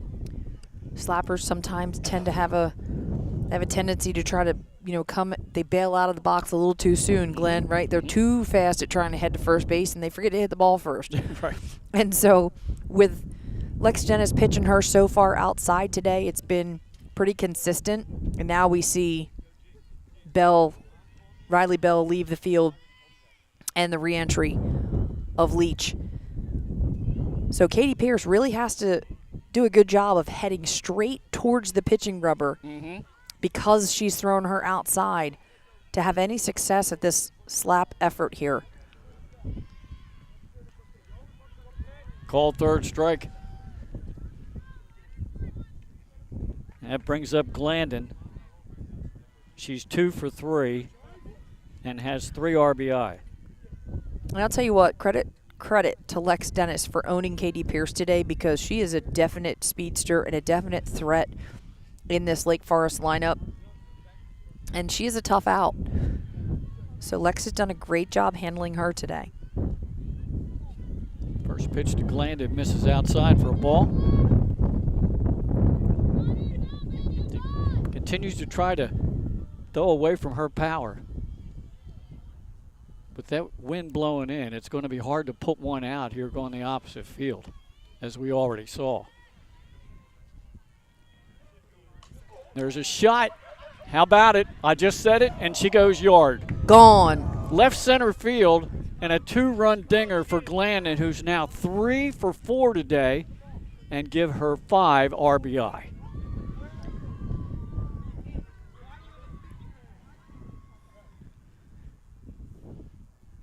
And that, I think, is her 5th of the year. Yep, 5th home run of the year. She's well over 20 RBIs. And again, the adjustment Bailey Glandon has made is moving up in the box towards the plate, which really, even the outside pitch, if Dennis is going to put anything over the 17 inches of the plate, it's still going to be in Glandon's wheelhouse. And she just takes that pitch and drives it right out of here for a home run. And like you said, 5 RBIs on the day. She started out a little rough. Like I said, I had not seen her go down on 3 pitches. Can't remember the last time that's happened to Bailey Glandon. Right. She had an error in the field, so the first inning wasn't great for her, not a terrific start. So really nice to see her kind of make the mental adjustment to have a better day. And hats off to Bailey Glandon. Well done. 6-0 Lake Forest on top. 5 of the runs knocked in by Glandon. There's a strike 2 on Sumter. She's in the hole 0-2.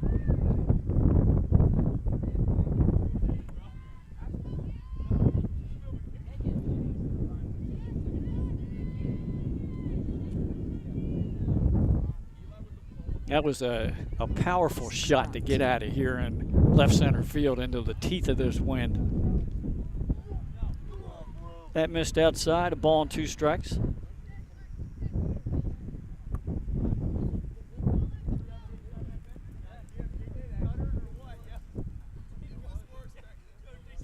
Seven to nothing here, Lake Forest, in the top of the 6th. Just a little bit high on the changeup. 2-2 count. As we've done some of the college games, Glenn, we've talked about that backflip change being so hard to throw and keep low in the zone. Changeup's not a pitch you want to throw up into the strike zone. You want to keep that thing low where they can't do a whole lot with it. And that backflip change is hard to get out of your hand and keep low in the zone. That's going to go foul down the right side and out of play. Still 2-2 count on Kara Sumter, who's walked, scored a run, lined out, and struck out looking her last at bat.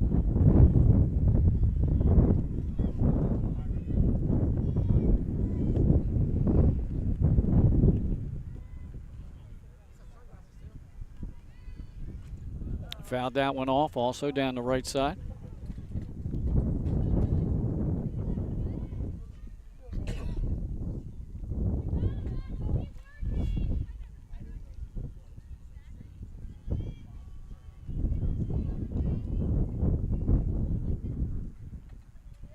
I'll tell you one thing, Kara Sumter's seen a lot of pitches today. I think you already said she had a 12-pitch at bat. She's working on it. There's another foul. Yeah, that's number 7. I think she had 12 back in the first inning when she drew that walk.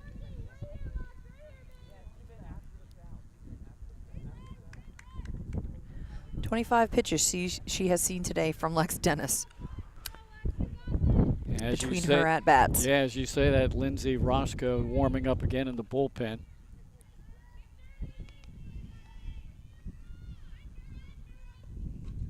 And there's pitch number 8, another foul ball out of play. Or is that 7? That's 8. Okay. They're jamming her up a little bit. You see Yep. it going off the inside of the barrel. So she's just trying to fight them off until something hangs. There's something she can drive or Dennis makes a mistake.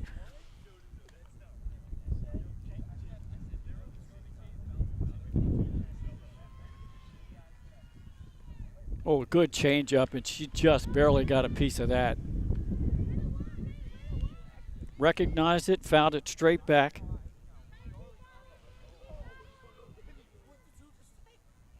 I always believe these pitchers should be some of the best hitters because they practice their craft, right? They should know what's coming in the situation. They should be able to see pitches spin better than anybody else. The disadvantage is they spend a lot of time becoming good pitchers. They don't spend a lot of time in the cage hitting. Change up again, that missed high, so the count's full. That's the 10th pitch of this at-bat. One out here in the top of the 6th. Payoff pitch from Dennis. Found straight back.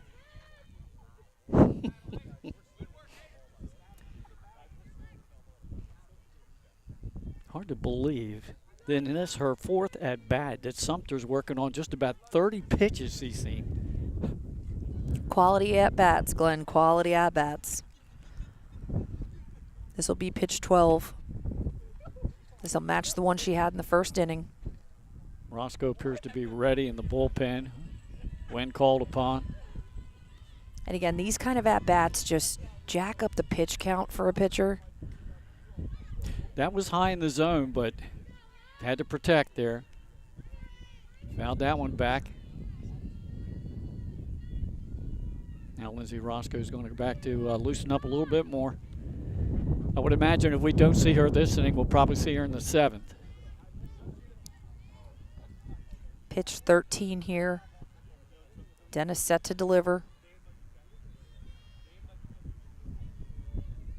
Down in the zone, and she got her to chase finally. And that is out number 2 here in the top of the 6th, and that brings up Chloe Ravel, the catcher, who's 1 for 3 today.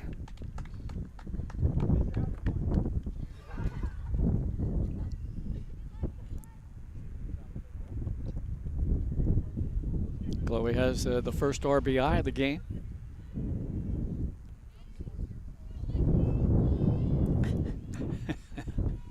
I have to laugh at Shannon because we're having a little game here with Ryan Durnall here in left field for Smyrna. She'll set up sometimes in our view, and then right before the pitch, she'll move a little bit one side the other. We had to move our cameraman early on.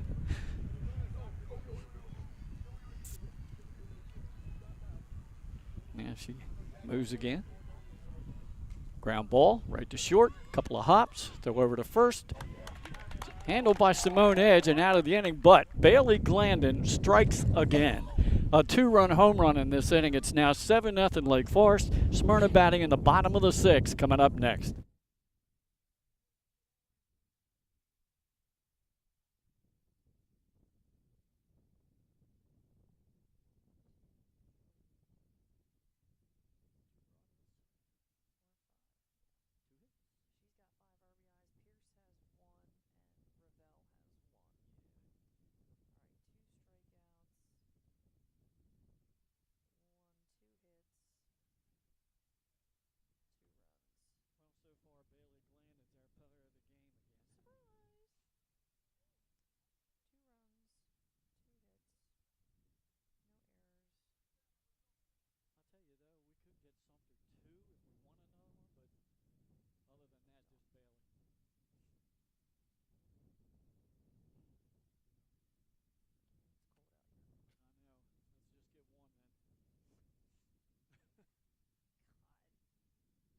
Ocean City all day. It was beautiful.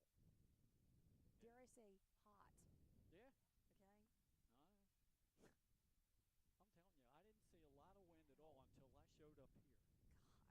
where the undefeated Lake Forest Spartans have a comfortable 7-0 lead, thanks mostly due to Bailey Glandon, who has 5 of those 7 RBIs with a bases-loaded double and a 2-run home run. She really just keeps proving to be the clutch hitter in their lineup. Fouling off the first pitch is the designated player, Lindsey Roscoe, for Smyrna. Roscoe today reached on an error and struck out. Lindsey came in with a .452 batting average.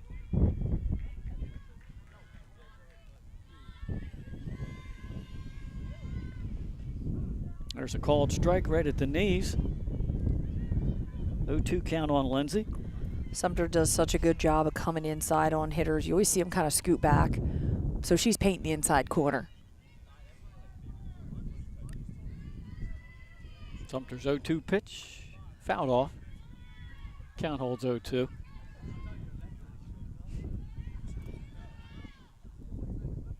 We have Smyrna ranked number 9. They have a win over DMA and Indian River, their last game out. And then just close losses to a lot of good teams. Nice There's a fly ball. Change up there by Sumter to get her to fly out. Yeah, right to third base. third. Didn't even hardly have to move. Robinson with the putout. You know, and here's the thing of Smyrna's losses. You know, they've lost to Central, Delmar, Polytech, Mardella, and Bow Manor. And, you know, you're talking about 2 of those teams in the Henlopen North, Delmar in the South. They've come a long way in the past year with their pitching. Mardella's got a pitcher that's throwing 68, 69 miles an hour. I saw that game. It was during the Attack Addiction Day up at Caravelle. Mm-hmm. And Bow Manor has a great pitcher as well. So 2 out-of-state teams that they've lost to, and credit to their coach for keeping the tough schedule, right? We're talking strength of schedule there. So, you know, sometimes those non-conference games are tough to win, and you have to plan that way. It certainly does help for your point index going into the tournament. You got to win enough games to get in the tournament, obviously, but when you get there, it certainly does help your ranking. So, smart move to play teams like that, even though, you know, your overall record may not be what you want it to be at the end if you drop those games. Simone Edge is up to the plate. She's 0 for 2. Fouls that back. 1-2 count on Simone Edge, who came into the day with a .444 batting average and 4 home runs. And now the umpire walks the ball out to the circle.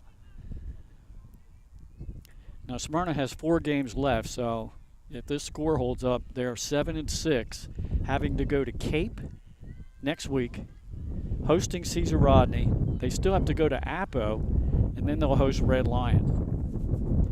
So they're going to be close, you would think, to being around a 500 team. But again, you mentioned the quality of the opposition, and the bonus points might still get them into the dance. And you don't have to be 500 to get in the tournament anymore. That used to be a condition of getting in the tournament, and that's changed when they expanded the tournament from the 16 teams and they made a bigger field. So, you know, there's that play-in round. They call it round 1. It's basically a play-in round. And so gone are the days where you had to be 500. And again, the strength of schedule is going to help this team. Edge just grounded out, Glandon to Rust. 2 outs here in the bottom of the 6th inning. And here's Arnold, the third baseman. He takes a ball. Arnold flied out to left and grounded out to short today.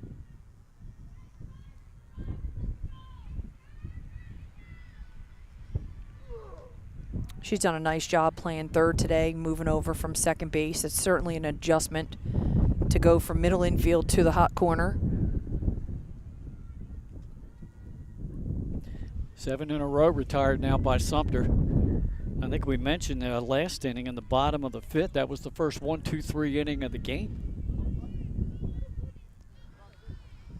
That one's fouled straight back and out of play. Yeah, which speaks volumes for the offensive side of things on both of these teams and how well they're willing to just fight at the plate to get things going offensively for their teams. Arnold out in front of that offering. Fouls it down the left field line. Count holds the ball and 2 strikes on her. Once again, next Tuesday we'll be at Cape Henlopen, where the Vikings going into play today. Actually, they played yesterday and won. So I don't know whether they had a game today or not. They probably didn't. Change up, that miss at the top of the zone, 2-2. And that'll be the final, at least the schedule that we had, the final regular season softball game that we have on our schedule. Cape and Smyrna. 2-2 pitch from Sumter. Call, third strike. That will end the bottom of the 6th. 2 consecutive 1-2-3 innings for Sumter. We head to the 7th inning right here on 302 Sports. Welcome to Premier Physical Therapy and Sports Performance. We're a locally owned outpatient physical therapy practice with convenient locations in all 3 counties in Delaware. At Premier, we have experienced physical therapists with advanced credentials, but their hospitality, passion, and enthusiasm is what makes the difference for you.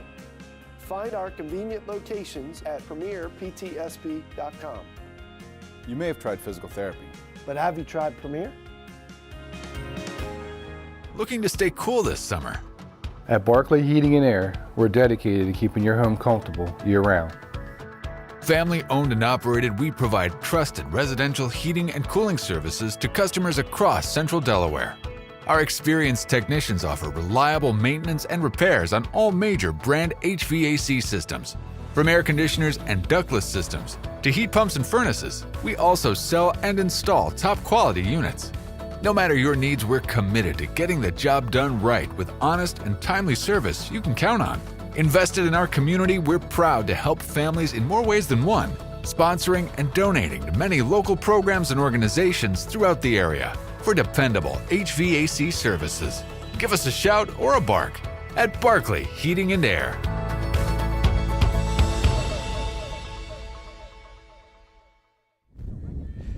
All right, here we go, the 7th inning. And leading off for the Spartans is the left fielder, Carly Rebuck. 1 for 3 today. Reached on an error her last at bat. As Dennis continues in the circle. First pitch was a ball to Rebuck. Interesting, we've seen Lindsey Roscoe warm up 2 or 3 times over here in the bullpen. Yeah. But they've decided to stay with Dennis. Pop up in the infield, catcher finds it, and Lloyd gets the put out.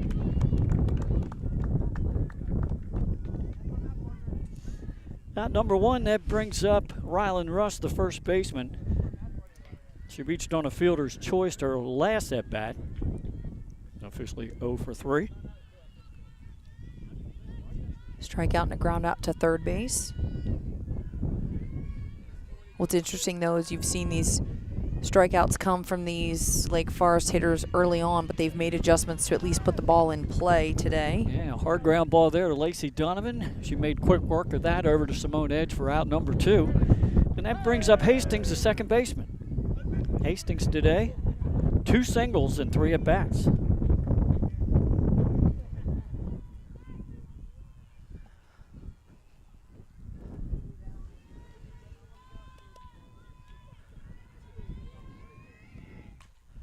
Drives a ball to center field over her head, and it's gone. Home run, Alyssa Hastings. Solo shot for her today. What a game for her at the plate. 3 for 4. She got that one up in the stratosphere, and it just carried over this, what would you say we got here, a 3.5-foot fence? Yeah, just about. 4 foot? That makes it an 8-0 ball game. And with 2 outs, we'll bring up the third baseman, Abby Robinson. I mean, that just cleared to straightaway center. And we see Coach Nina Marcano out talking to the plate umpire. Yep. Not sure what that could be about. I don't know. Didn't he need more baseball or softballs again? I don't know. Might. All right, here's Robinson. The only thing I can think of is, they're worried about them stepping out of the box as they're making contact with the ball. Happens a lot, but there's no lines, so that's just a judgment call on their part. Ground ball right back to Dennis. Wheels throws to first. You get 3 quick outs sandwiched around a solo home run by Hastings, and we head to the bottom of the 7th. Final opportunity for Smyrna, trailing 8-0.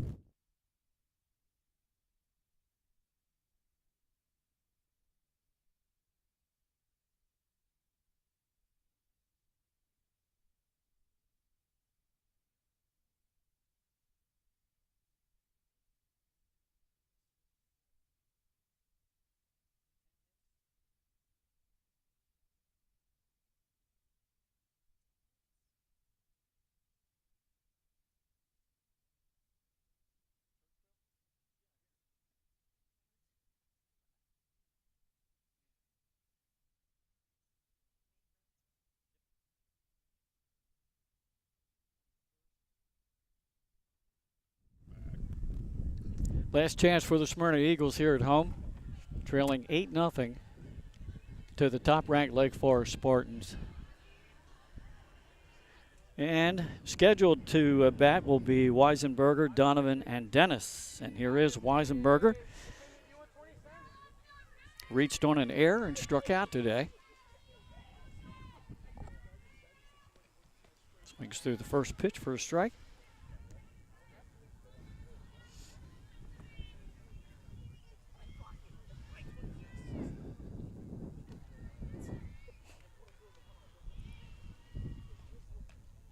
That missed outside. 1-1 count to Weisenberger. She had that fly ball that went out to right field and drifted in about 20 feet, I feel like, in the wind. Just bounced off the right fielder. Couldn't make that play. Yeah, she couldn't hold up there. Ball and 2 strikes on Weisenberger. Sumter trying to get a shutout here. Seen her catch most of the season, but out at shortstop today. And there's a strikeout to start out the bottom of the 7th. Brings up the second baseman Donovan, who singled in 2 at-bats. That is Sumter's 10th strikeout of the day. And Smyrna has, what, just 2 hits? Correct. 1 in the 2nd and 1 in the 3rd inning. And this girl right here, Donovan, has 1 of them. And you can hear that ball hitting the glove now, Glenn. Kara Sumter just throwing heat, going after him. Yeah, the velocity's gotten better. That missed inside. Yeah, even with headsets on, I can hear that banging out here. 1-1 count on Donovan. Dennis, the pitcher, on deck.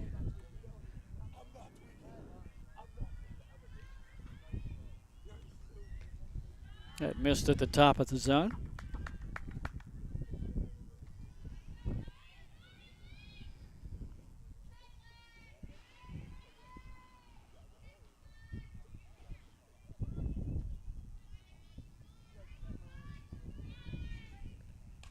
Popped up, right side, and out of play. 2-2 count on Donovan. Unless something crazy happens here, I think Shannon and I have already agreed that our mystery guest, Bailey Glandon, is our player of the game. Little check swing, ground ball right back to Sumter over to first, round number 2.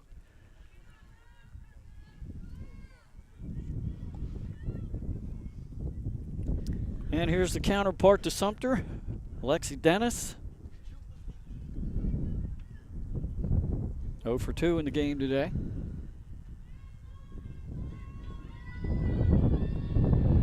I think this might be a pinch hitter. Lex Dennis is way taller. You're right. I'm not sure who this is. I don't. Can't see a number yet.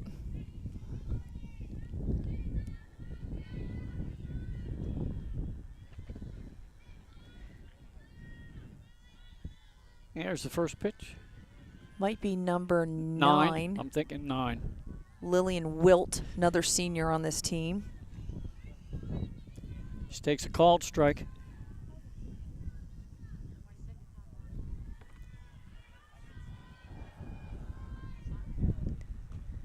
Popped up. Oh, and that's a fair ball, and Wilt will be on first.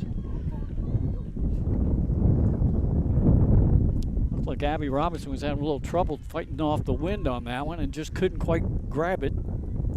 Second error of the day for Lake Forest in the field. Brings up Kate Slaney. 0 for 2, strikeout victim twice. Fouls the first pitch back and out of play.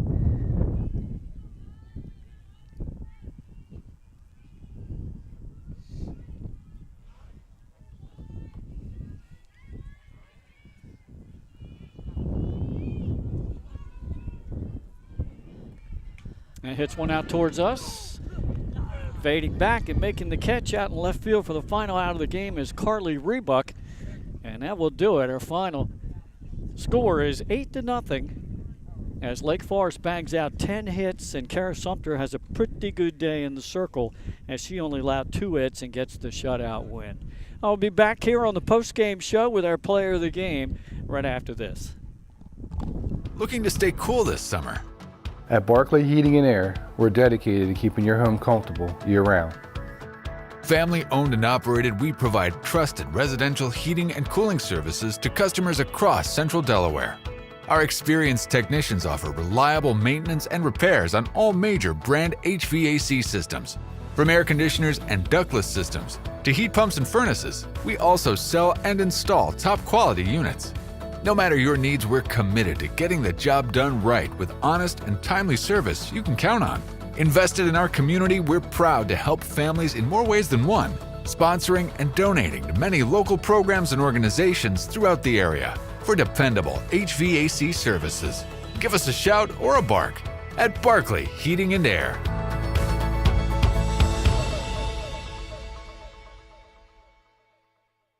Congratulations, Dover Federal, on 60 years in business in Delaware. You've been by our side since our doors opened. Thank you so much for giving me a call on so many years ago when I had no credit. You helped our business grow into what it is today. As a military family, thank you for supporting the financial needs of servicemen and their loved ones. Happy anniversary, Dover Federal Credit Union. Happy anniversary, Dover Federal. Thank you. Thank you. Local people, local decisions, Dover Federal Credit Union. I would always pass by Ferris on Kirkwood Highway, so I knew that they existed. We stopped in the showroom. We just clicked, like from day one. They did a total kitchen renovation for us. Ferris was so organized. They were on top of everything from day one. Always here when they said they would be, always on time, kept to the schedule. The level of comfort speaking to everyone that works at Ferris, they were just super friendly, easy to talk to. It was like they were friends, not, people coming to work on our kitchen. The room is totally transformed from what it used to look like. To have all this seating now and the big table, the bench seats, it's great. I love coming home and just walking through the laundry room into the kitchen every day. It was just a great experience. We love Ferris.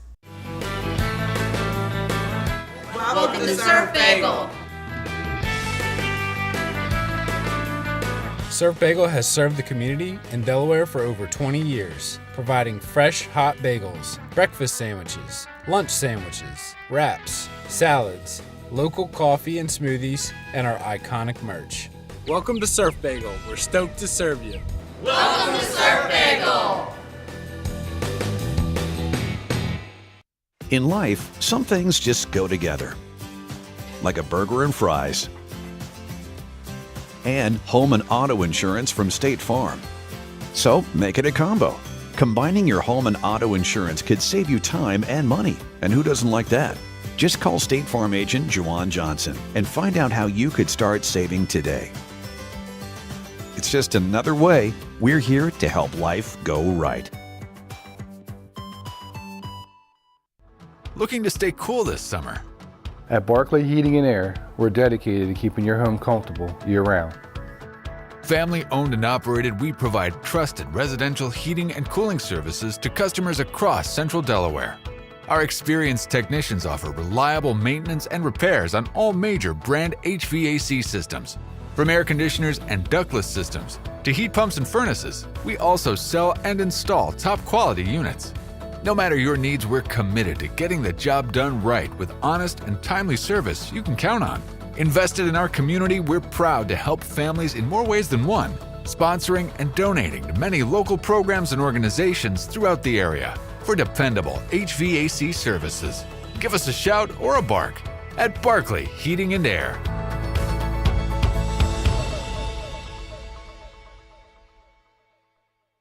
Congratulations, Dover Federal, on 60 years in business in Delaware. You've been by our side since our doors opened. Thank you so much for giving me a call on so many years ago when I had no credit. You helped our business grow into what it is today. As a military family, thank you for supporting the financial needs of servicemen and their loved ones. Happy anniversary, Dover Federal Credit Union. Happy anniversary, Dover Federal. Thank you. Thank you. Local people, local decisions. Back here at Smyrna High School, where the final score once again was Lake Forest 8-0. They improved to 13-0 on the season. Glenn Fraser alongside Shannon Timmons, joined now by our player of the game, Bailey Glandon. And Bailey, I don't know what happened to you in the first inning.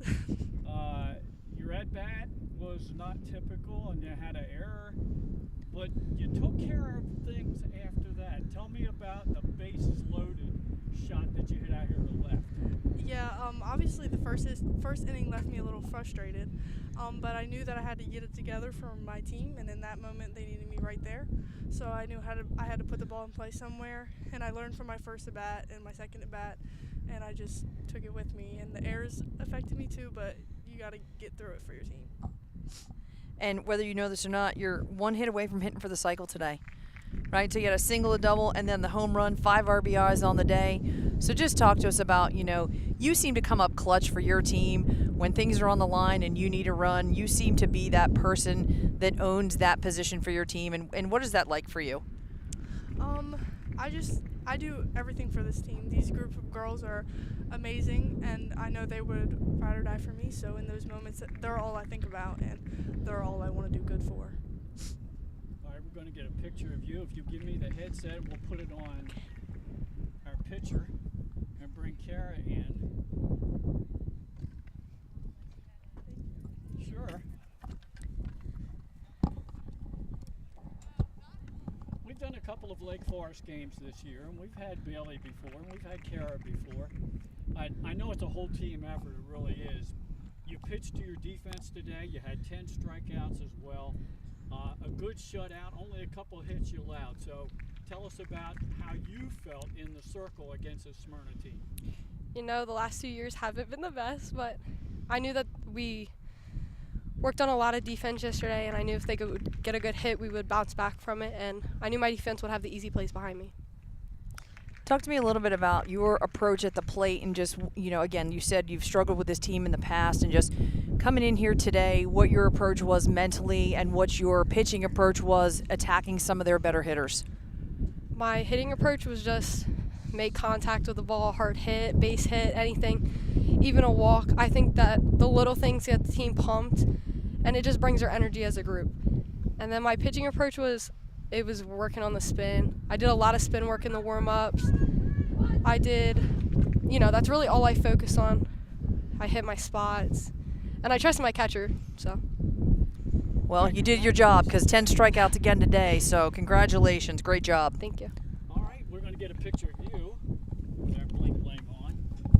And we want to thank both coaches, certainly Nina Marcano here at Smyrna High School, and Gabby Cubbage of Lake Forest High, and Billy Schultz, Mr. Schultz, the athletic director here at Smyrna, and his staff for all their fine work. Final score once again 8-0. So for Shannon Timmons, Christopher Widener, Ben Fulton, this is the Benny Mitchell production. I'm Glenn Fraser. Thanks for viewing our live stream here from Smyrna High. Join us next Tuesday as we'll have Cape Henlopen and Smyrna down in Lewis. Thanks for viewing on 302 Sports.